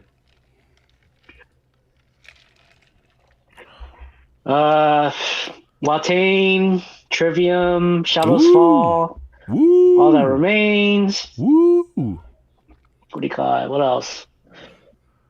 There's a lot. Right? It's just too many. I got like wallets of CDs. Children of Bodom, of course. Old. What are CDs? I know, what are CDs, right? There's a lot of bands that I actually like. So hey, you got good taste, my friend. You got good taste. I was getting concerned. I was like, I don't know, you might say Britney Spears or something. Oh, I'd have to remove you from the stream. No, just kidding. I collect CDs a lot too, man. All right, cool. I still do too. Says the guy who said the Believer movie was a lot better than the Kiss movie in the Detroit Rock City. That was fun. I'm glad you suggested we watch that, Jax. That was a fun movie. CDs, never heard of her. Power Wolf, Jax. Power Wolf. Ooh, okay. So if I actually got a Trivium tattoo on my forearm. So. Oh, nice, sweet. Show it. So if you like Sabaton, you probably will like Powerwolf, or you'll be like some people that are on teams that will like one or the other. I like them Why? both. Why is there teams? Why? I don't know. This is first. Okay, I'm not going to say they're exactly alike because they're not. But for some reason, teams build up, and somehow they're like, well, they sound better because Sabaton is strictly war historic music. Right. They've always been that way. They're always going to be like that. Right. Powerwolf is a power metal band that has like a variety. Well, it's like to me, it has like it's not goth, but it has like a gothic-y tone to it, and it's like a lot of like Crusade stuff and a bit of variety in there. So they're known for the song "Demons Are a Girl's Best Friend." That's like the one that was really popular for a while, and it was a good music video, a very good music video. So they're both good. They're both good, but I don't know why they compare them. I mean, I guess because they're both power metal, but Sabaton built their own style. I'm not saying that Powerwolf doesn't stand out, but they're not the same style. But for some reason, people have been comparing them. So apples and oranges, but they're both good. Yeah, basically, yeah. So we got a question here. What do you guys think? Back to the wrestling question. What do you guys think of promos, or what was one of the best promos you've ever heard? I think that video clip you sent me has the best promos. You gotta show that shit, dude. That's great. I can't show that. Oh, come on, there's nothing vulgar about it. No, I can't show it. Hey, Trey, back. Okay, Trey. Wrestling promos. Do you have any favorite wrestling promos? Yeah. Which one? Which one of your favorites?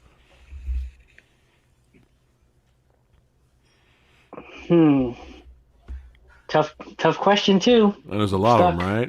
Especially because we watched so much wrestling. How am I going to narrow it down to one? I don't remember. Do you remember one? Like you were just like, do okay, I that was even hilarious. remember? Yeah. The best one's from Ren and Stimpy. Ren and Stimpy.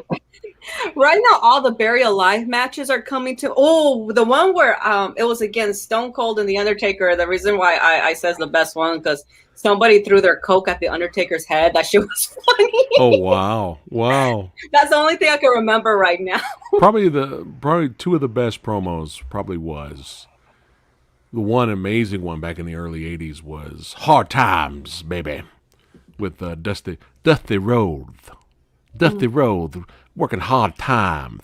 Ric Flair don't know nothing about no hard times. He's limousine riding, jet flying. He don't know about hard times. Let me tell you, baby.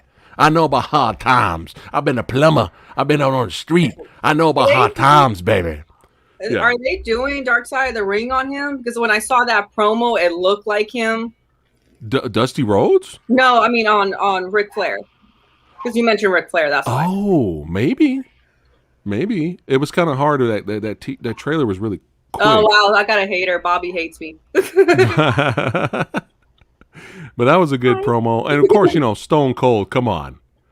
You're coming out here flipping your Bible, talking about John 3:16, Yeah, Austin 3:16, just whooped your ass. Yeah, come on. That's another classic. That's another, yeah. What's up? How do you remember all this? He has a good memory. Important things are not here, like useless information's in here. You forget to breathe, but you remember the whole. I forget to take the trash out, but I remember the hot time promo, baby. Oh, Ranjit. I love Goldust. Ranjit, Dustin's always been a good worker. He's been a really good worker, and Goldust was comedy. But him in AEW right now, when he arrived at AEW, he's doing moves I've never seen him do his whole career. I'm like, where did this come from? So Dustin at his age, being in shape and doing all this crazy flip power bombs, I'm like, what? When was this in WWE? Do you guys remember? Well, isn't it the same thing with that other Morrison guy? I forgot his whole name. I think it's John Morrison. He has all these cool moves, but they kind of held him back a lot. It's probably the same thing. Yeah, they just held back Goldust because he wasn't like the main one. I mean, he was a stable character, but you're not The Rock, so you're not going to put all yourself out there. You know what I mean? Right. Sumo, what's some of your favorite wrestlers growing up? I got Stone Cold. That's the top of my list. Yeah. Nice. There you go, Jax. Yeah. I've always been a Stone Cold fan, man. Yeah. I lost touch with wrestling after the whole Attitude Era went by. Yeah. I just didn't really care for it anymore. It just kind of flew by. So now when I see all this new stuff you're showing me, I'm like, who the fuck are these guys? And I just don't get it anymore because everything's branched out so much. Yeah, And I know. I just don't understand. I don't know where the storylines went. Well, now it's even a little bit more pain in the butt because it's now you need the Peacock channel just to watch this stuff. And I have Peacock, but I Yeah. still haven't watched it. Well, I don't know. Who's the guy with his hands in his pockets? I have no idea who that guy is. Orange Cassidy. Yeah.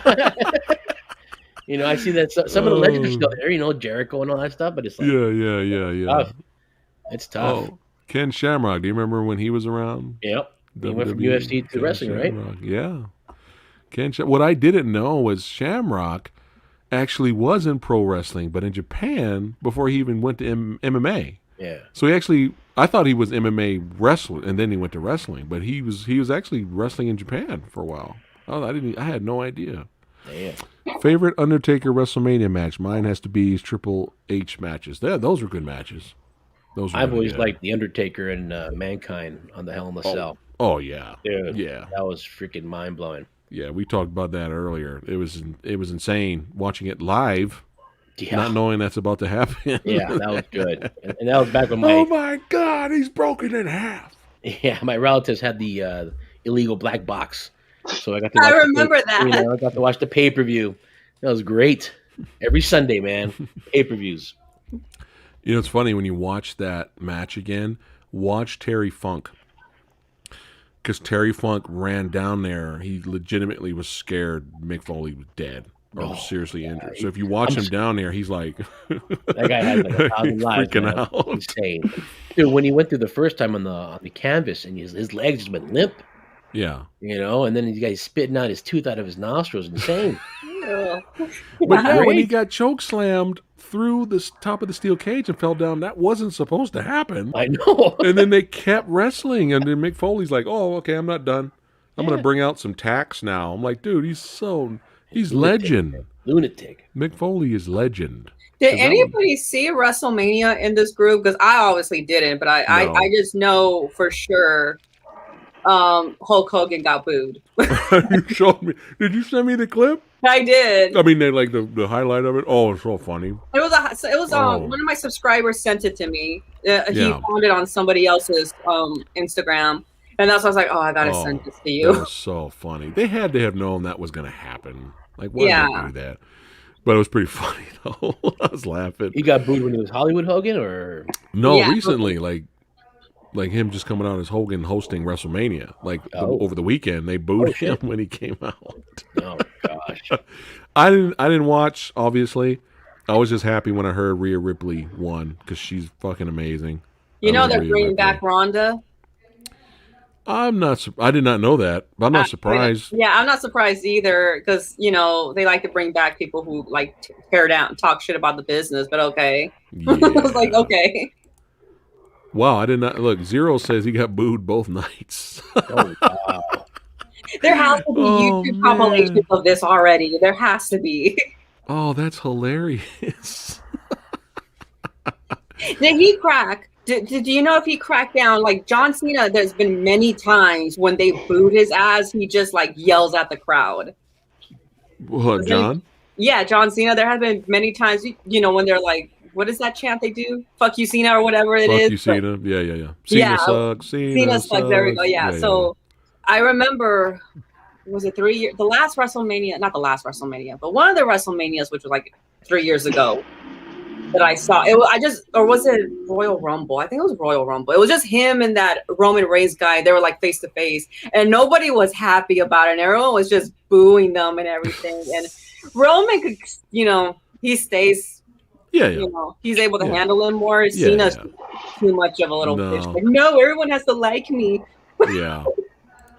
I agree with Ranjit here because Sabu in ECW was a fucking maniac. He was a maniac, genocidal, suicidal Sabu, and of course, go to another, WWE. They watered him down, and Impact too. I'm surprised that guy's still wrestling. I'm like, oh no, stop wrestling. He looked like Rob Halford wrestling. Sabu, what are you, 800 years old? Come on now. Stop jumping off the ropes, landing on tables and shit, man. About 1,000 years old. What are you doing? They should just bring back Tito Santana. Might as well. Oh, I never watched TNA. The I flying burrito. Now, am I making this up? I could have sworn that's what they called his move, which is not PC today. I could have sworn he came off the rope and he did like he came off the rope with some kind of move, right? And then I could have sworn the commentator was like, "It's the flying burrito." I'm like, "Come on now, come on." That's now, what I heard. Straight Edge Gamer. I hope I'm saying your name right. I heard it was really bad. Yeah. Now this is not a good sign because Raw after every WrestleMania is usually psycho. Yeah. The crowd is nuts. They don't follow along with the program. They're there to have fun and go crazy after every WrestleMania. And I heard it was just nobody gave a shit. It's just like a regular Raw, which sucks. Yeah. Are they allowing audiences back in the show now, or are they just still using the big one? They had because they had WrestleMania in. That's all right. He'll come back. He's having all kinds of glitchy things. It's all good. To the Phantom Zone. They had fans at WrestleMania this year because they're in Florida, right? Yeah. I think that's what happened. And Florida doesn't. Yeah. They don't care. Yeah. Right. Well, at least they spaced them out. It wasn't like they were all together. You know. Oh, that's good. There wasn't that many people there. Like, and I don't even think half the stadium was filled or anything. So. Yeah. Yeah. Well, that's good as long as they were smart about it. I'm gonna look at Tradu. Tradu. I'm looking at you. There you go. The other way. Wrong way. There you go. I'm here. Everybody make Just a funny. sucks. Everybody look at each other. Ready? One. I'm gonna do a goofy thumbnail or something. Ready? 1, 2, 3, go.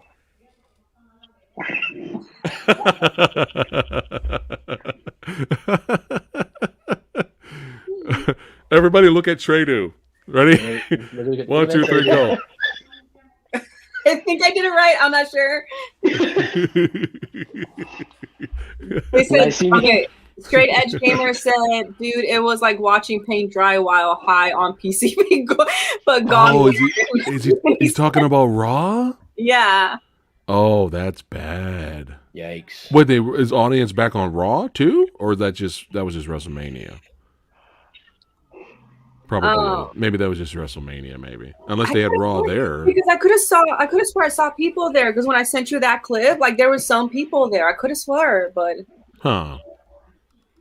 Do you guys remember Homicide from TNA? He and Samoa Joe are great. Yeah, Samoa Joe's really good. He keeps getting injured, Ranjit.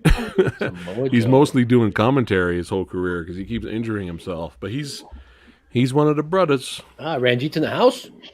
Yeah, Ranjit. Yeah, What is Ranjit's going on? the homie, son. Ranjit's the homie. hey, sorry, I'm trying to get my charger.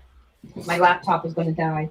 No. I thought we were getting ready to get a puppet show or something. No. I would show you JD, but he's about to get ready to fall asleep already. Oh, that's right. Dragon. Your son. He's lazy today. Huh? Your son. My son. My son. Those videos you post with him and playing the music is so funny. Oh my god, I have fun watching you. Oh, all the videos I've done. It's so funny. You're all like, oh, the one I sent to Lady Fat Blood. Yeah. I was doing his arm like he was dancing. Yeah. You're moving him up. Was that mariachi music? What was that? Yeah, it was cumbia music almost. Yeah, so I was like, come on, we're gonna do it. You're moving him like this, and his face he's like, he's like, really? He's looking at you like this. He's like, really? That's pretty funny. That was funny though. Guys tell me the audience in AEW is just the wrestlers in the crowd, right? I think the front row, like 2 rows, Ranjit, is the wrestlers posing as the audience, but the ones farther back are actual fans, I believe. You would think with today's technology they would superimpose the audience from the video game, right? Just put the audience from the video game in the arena and just make the cheer happen automatically. I want the fake crowd noises to screw up one night. I want like nothing to happen. I want something nothing like or lame to happen, and then all of a sudden you hear, "This is awesome. This is awesome." And then, like the wrestlers are like, what is going on? "Like we didn't do anything." That'd be hilarious. Bunch of Max head drums out there. Max head drums. Max head drums. Yeah. That just dated us right there. That just dated us right there. Max Headroom. The younglings are like, "What the fuck are you guys talking about?" Yeah, they're like sumo's high or something. Dude, on April Fools, I couldn't believe you actually fell for that Dark Side of the Ring thing, the one I sent you. I was so busy doing 5 billion different things that I was like, okay, I got a message from Jax. Okay, let me see that. What? No. Okay, wait. Back to what I was doing. And I really thought you knew it was going to be a joke. I didn't think you were going to fall for it. I was like, wait a minute. It's April Fool's, isn't it? God damn it, Jax got me. And I had to message you back. That was funny, though. No, I wasn't trying to trick you or anything. I really thought like you were going to get it because I was like, who would actually do a Dark Side of the Ring on him? I got anyway. It was still funny. Oh, shit. What? Yeah. What? Rob from ETN up in the house. You know, he's fine aged cheese like us, man. He knows what that Max Headroom is. It's great. Oh, Max Headroom. What's going on, Rob? How was your stream, my friend? Did you read your novel? Congratulations, by the way. Congratulations. He got his novel out there. What?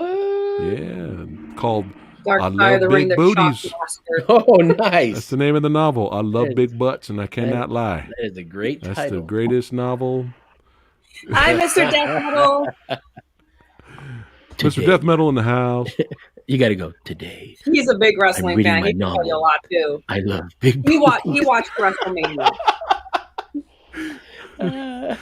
He watched WrestleMania, then he sent me that clip that I sent you. Okay. Copy that. You got to do a reading, Samurai. You got to do a reading of his book. I got to do a reading of Rob's book. Yep. I can just imagine it. I love big butts, and I cannot lie.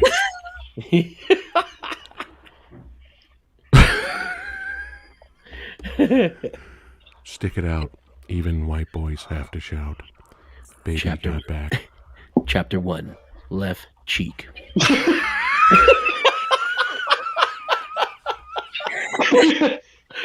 ASMR. Yeah. Hey, you'll probably if I was the internet right now, you broke the internet. If I was the internet right now, Sumo, you broke the internet. Oh my god. Oh my god. Oh shit. Woo. Oh man. Some good shit right there. The tears of joy. When are you guys gonna collab again, Jax, with some more spooky stories and? You want me to? Still laughing. I know. Well, I'm just waiting whatever he wants. Well, obviously, I have to wait till I come back from Texas because next week. That's right. I basically bought a last minute ticket to visit my friend for her birthday. I was like, sure, like I'm out. Bye. I was like, and then I forgot. I was like, oh my god, when is our next video on my channel? Because I know. Oh yeah, we got Sumo here. Might as well let him know. But basically, Sumo, I had told Samurai, I was like, look, I could really care less what day we do it on. Okay. I just chose Fridays just because, it sounds fun. Like, oh, movie Friday, yay. I don't know. Yeah. It just sounds dumb and cheesy. But really, it's like, I could care less. Like, I'm free. So I'm free all the time because I'm jobless and unemployment. And hopefully that'll get fixed by the end of the year, but it's just hopefully I'll be doing something with my life. But I was like, dude, I got plenty of time. It's just I just chose Fridays because you had said that you were off Fridays and Saturdays. Yeah, so. Yeah. Usually we are, but when it always gets busy, they always make us work Friday nights. So yeah. Well, Jax was saying though, like if we had to do it, like say we had to do it in a weekday, are you down for like 5 p.m. on a weekday to talk about a movie? Like say if we were going to review Rockstar, but it'd be like 5 p.m. on Tuesday or Wednesday. I mean, it's 6 o'clock now, and I'm on here now, so it's like it's not a problem.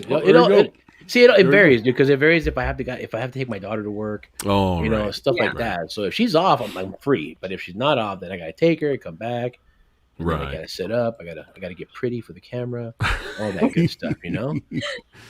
You have to clear your voice for AMSR. Yeah. Yes. Yeah, La, la, ASMR la. speaking.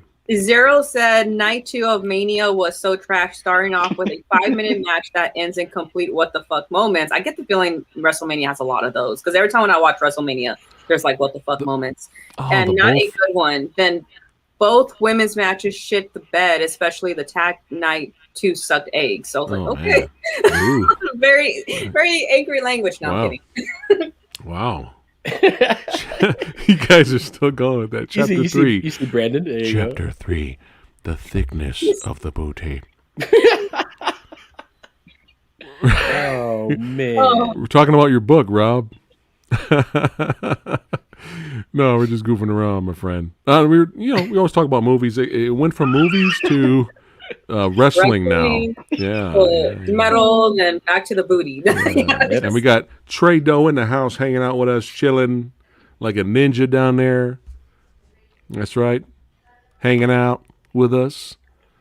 You know, Rob, I invite you in, but I'm probably going to have to end the stream maybe around 6:30, unfortunately. I got to end it because I'm be on another podcast later tonight.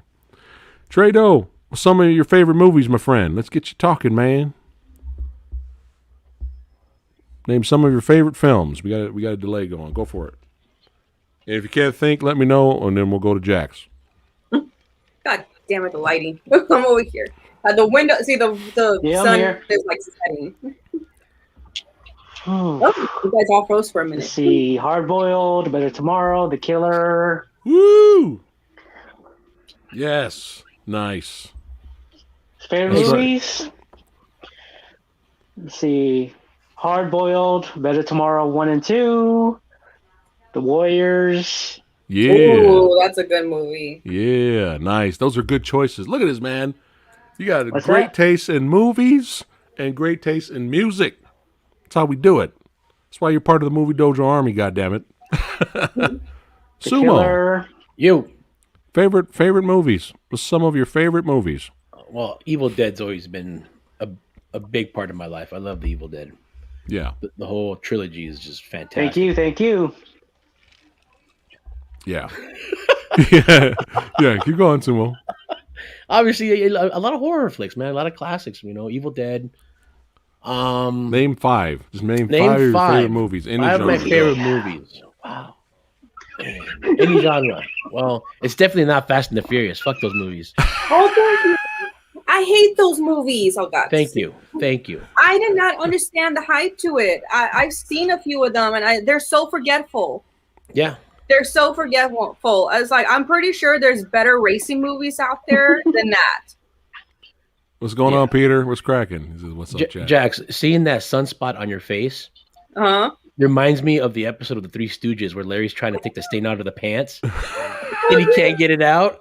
Oh my God. Yeah, it's because the sun is setting. That's why. For a second, I was like, what's going on over there? I was like, oh, Yeah. the sun on her face. Okay. It's aura. It's aura. It's an aura. All right. Jax, what's some of your favorite movies that's not That's not what. the movie we reviewed? I can't think of right now. I can guess. Serbian film. Oh yeah. Oh yeah, that's a good movie. What was it? We just reviewed it. Was it Rock Martyrs? and Roll? Martyrs? That's one of your favorite movies? Well, I could watch a Serbian film more easier than Martyrs. I still haven't But, seen that. I haven't seen Well, Martyrs yet. And of course, But- the movie about Kiss. well, let's not talk about the ones we reviewed. No, I was gonna say Scarface is my favorite. I just love Scarface so much. Nice. Yeah. Okay. Huh? You want to play rough? Okay. Let's see, Suspiria. I love All right. Suspiria. It's one of my favorites. I have not Nice. seen the remake yet. I heard it was decent, but I haven't. Okay. The remake was decent. What else? There's a lot. I just can't think of the top of my mind. And I know you said name 5. Hellraiser. You Hellraiser. can. It's I'm fine. actually a fan of Michael Myers series, the Halloween, except for Nice. I don't mind 4 and 5. Like a lot of people like dislike them. I didn't mind it. I mean, once it got to H2O, it was like okay. I mean, I still was able to watch it, but I'd say but then after that with Resurrection or whatever it's called, like, no. And like, I agree with your friend as far as I'm concerned. Rob Zombie never had a career, so in anything. So I agree with your friend. What was it, Lewis? I like him. Yeah. I like him a lot. Your best buds now. Bo, thanks for the super chat, brother. Dude, he goes, have you ever done a versus with a theme like werewolves versus vampires or TV shows like Touched by an Angel or Early Interview Edition? with a Vampire. I like Interview with a Vampire a lot. Obviously, we all know why. But yeah. Interview with the Vampire is awesome. Queen of the Damned sucked. Yeah. I have never seen like the that book. one. The book is so much better, but they mashed up 2 books or 3 books at once. It's like, terrible. Hold on, let me get Trey Dude back in here. Bo, the last versus episode we did was American Werewolf in London versus The Howling. So we did bring some werewolves in here. But maybe in the future, we'll see. We'll see if we can mix it up. We like to try to keep it in similar genre and see which one's better in that genre. But it's not a bad idea, though. Maybe in the future, right? Look at this classic right here. Yeah, Cemetery Man. That's a fun movie. Why is this not on Blu-ray or 4K? That's not on Blu-ray? I love Pet Cemetery. Now that you showed that, I was like, I like Pet Cemetery. I used to watch a lot. That's a good one. Yeah, I haven't seen it in a while. Pet Cemetery got a 4K release. That doesn't make John any sense. Cena is in the next Fast and the Furious. Really? Oh. He is Vin Diesel's little brother. Do you buy that? Yeah, because John Cena looks Latino. Who is it that The Rock? The storyline came out of nowhere. The Rock hates somebody. It's not Vin. Is it Vin Diesel in him? Or? They had beef supposedly. I'm on Team Vin. I'm on Team Vin. I never liked The Rock. He just always how dare you? I'm just kidding. The Rock is the sweetest giant on earth. Okay, sure. I don't know where you heard that from, but okay. Interview with the Vampire. That is a good one. That's a good movie. Too many good horror movies out there. There is too many good ones. I enjoyed Maniac. Maniac was awesome. Did you see the reboot with Elijah Protos? Yeah. It was really good. It was really good. He surprised me. Oh, really? He hates John Cena in real life? Well, he's a good actor in the probably because The Rock had to lose to him. That's why he didn't want. He was like, I don't want to lose to him, but the money looks good, so. Well, he probably when Rock first came back to wrestle John at WrestleMania, and they were kind of building it up. Yeah. The John was putting him on blast, like he was bringing reality in it a little bit. I don't think The Rock was ready for that. Because Rock's really good promo, right? He's like one of the best, right? But he's been in the movie verse. He's been away from wrestling for a long time. Yeah. But now he came back, and they were talking talking smack to each other in the ring because they got to build the match. And John Cena called out The Rock having notes on his hand. Oh. Yeah, and Rock did. He had that. And John called him out. He called him out in front of everyone live TV, everything. And Rock wasn't used to that. Like he was like legitimately mad at John, which is hilarious. It's kind of funny actually. And The Rock seems the type to have like a huge ego, like don't you embarrass me, stuff. He doesn't look like he could take a sense of humor at all. Here we go. I mean, Ranjit says they're trying to make Cena a movie star like The Rock by giving him Fast and Furious Suicide Squad as on HBO show. Don't forget, The Marine was a great movie. Oh my God, I remember that. The acting in the commercial was just so bad. Why does it sound like Darth Vader's in the stream with us? What am I? I'm hearing like. Everyone stop breathing for 5 seconds. But I don't hear it now. It's funny. The Omen is a good movie. I love that movie a lot. That's I guess you could say my mom's and I favorite movie. Where I'm talking about the 70s version, obviously. Did anyone see? Yeah, the original Omen was the best. Did anyone see the remake, the Pet Cemetery remake? Yeah, Did you see that, bro? Trado?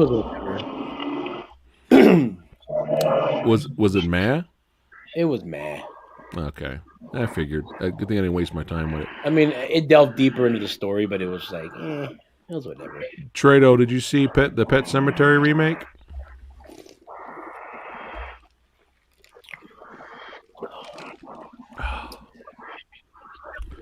Jax, did you see? No, I don't. I'm not good with watching remakes. I will not do it Good answer, Trey, dude. Good answer. unless it's like, it's got like really good reviews and it looks like it did a decent job. Then yeah, I'll watch it. But that was something I knew I did not need to watch. This is legit. You just got it. This is legit. Tyrese hates The Rock because Tyrese thinks he's a bigger star, and why The Rock is no longer in the series. That was dumb. That just makes Tyrese look bad. Yeah, Tyrese is a piece of shit, dude. Brandon Antonio said he actually told Cena the reason he hated him was because Cena was acting too much like a bitch backstage. You know what? I'm pretty sure a lot of them are possible. Divos. I mean, I'm pretty sure a lot of them are divos, but at the same time, it's like he can't be acting all innocent because I heard how The Rock could be too backstage. So I mean, I know. Did you call them divos? Booker T. Did you call them divos? Divos, yeah. Is that I didn't know that was a term. Is that that is a term. I had no idea. Oh, wow, how Maybe hilarious. People don't use it as often, but when I was like a teenager and all the way to like my mid-20s, people will use the term divo. Like on guys who were acting like divas, they were just divos. Yeah. For me, diva was just the band. That's funny. That's what I was thinking about. That's all good, Ranjit. We're going to wrap it up in like 8 minutes. The Rock has finally started filming Black Adam. Yeah, man, that guy's ripped in that shit, dude. It's bananas how ripped he is. It's all real, too. It's not steroids. It's all legit. Yeah, obviously. I don't know, man. It's tough to judge it. That guy's just so cut up. Somebody compared The Rock to a Karen on steroids. A carrot. Oh, man, that's hilarious. Speaking of superheroes, well, not superheroes, but Ranjit, how is Patila Man coming along? We haven't talked about Patila Man in a long time. Patila Man. Yeah. Devo. That's hilarious. Now I know. I got to start using that now. Yeah, it's just instead of Devo. Sumo is always a Devo. It's a Devo, this guy. That's me, man. I get in my moods and I become a Devo. This guy. You're like, what did they do with the finger? Shut your mouth. I can't do the snap thing. You got to do the one where you hold it. You got to hold it. You got to. Oh. And then they do the whole back pull. You got to get that neck moving. I'm just going to hold this till the end of the stream. Oh. That's your thumbnail right there, dude. Devo thumbnail. Devo thumbnail. Death Metal wants Ronda to come back. You really? Yeah, I know. He kind of told me that too. He's like, I want her to come back. I don't know for what reason, but okay. I really hope Charlotte doesn't beat Rhea Ripley again and take her title. Please let Rhea Ripley enjoy it for a while before she loses. I really hope Nia Jax sits on Ronda Rousey. I really hope. And I hope she screams out my holes again. My hole! Did you know about that, Sumo? What about her hole? My hole! I didn't send you that clip. I'll send it to you later after the stream. Oh, boy. Yeah, she gets her legs kicked out of her and she lands on the apron and she grabs her ass like she's in pain and she screams out live, my hole! Oh, nice. And it went viral. Wow. It's hilarious. I got to see that. Somebody made like a little clip, like a little music clip out of it. It was That's funny. the one I sent you. I'll send that to Sumo later. I'd have to see that. Charmaine will direct Patila Man. I'm pushing her to do it. All right. Ronda Rousey should just stick to farming. She's a really good farmer. Yep. What was she complaining? Because Becky Lynch was over there saying like this, basically saying she's over there complaining about a part-time job that pays her so much money. I'm like, you know how much everybody wants a part-time job that pays you a lot of money? It's like she's over there being ungrateful. I want to go back and cook for my husband. I'm like, lady, you're rich. Hired a maid. I know. It's like, I'm sorry. Like, no.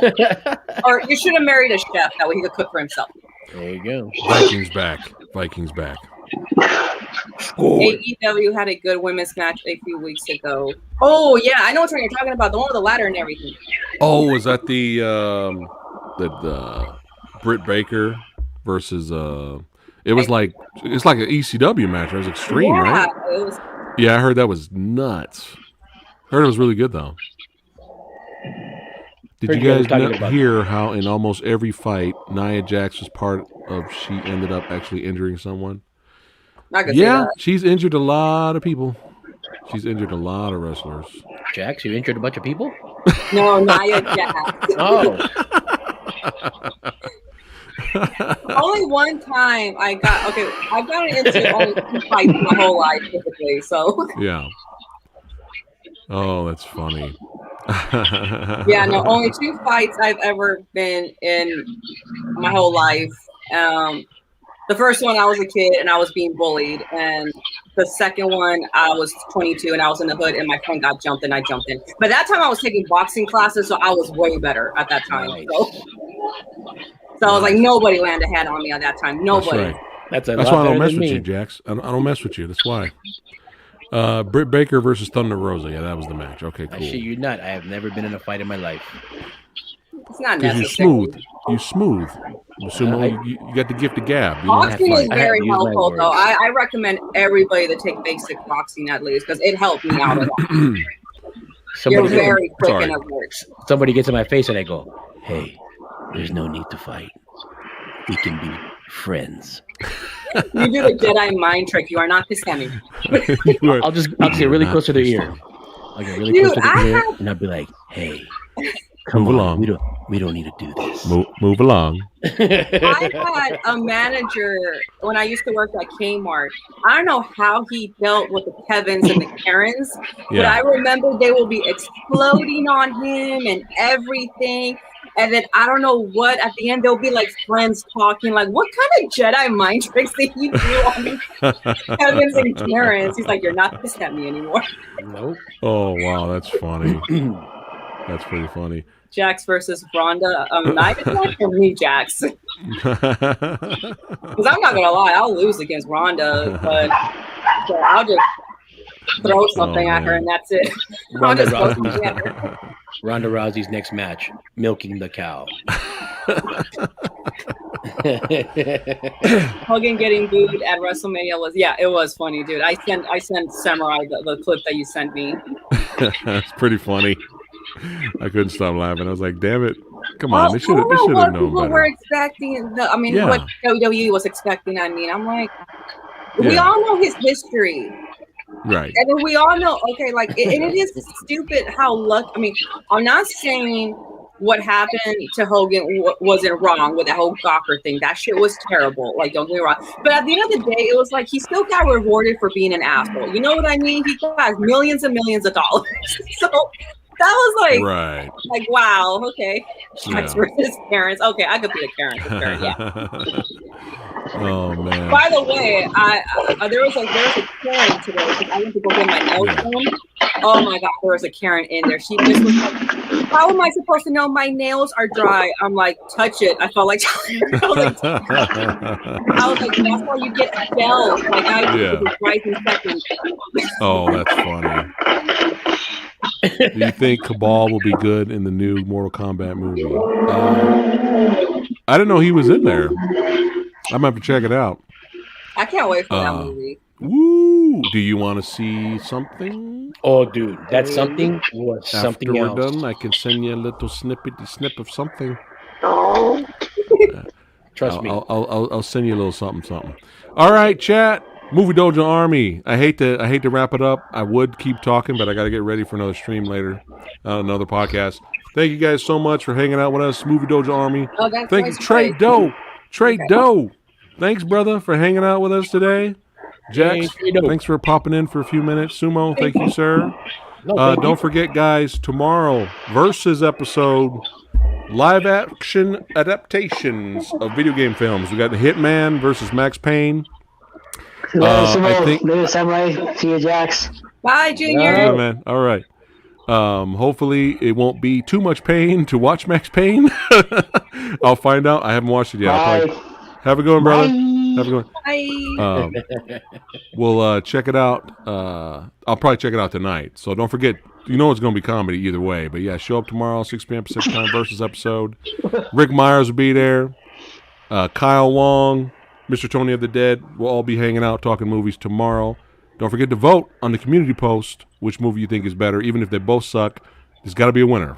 There's got to be a winner. It's got to be a winner. So see you guys tomorrow. And Friday, unless something changes, I got a special guest. We're only going to have him for a little while, but it's really cool that he wanted to come by, and I said yes to an interview with me on the podcast. So action film director Jesse V. Johnson. That's right. Did tons of movies, badass action films with Scott Adkins, and a lot of good shit. I'm going to have him on the podcast this Friday at 6 p.m. Pacific time, and we get him for a little bit, so it'll be fun. So make sure you guys come out for that unless something changes. See you badasses later. Have a good one. Take care, guys. Peace. Bye.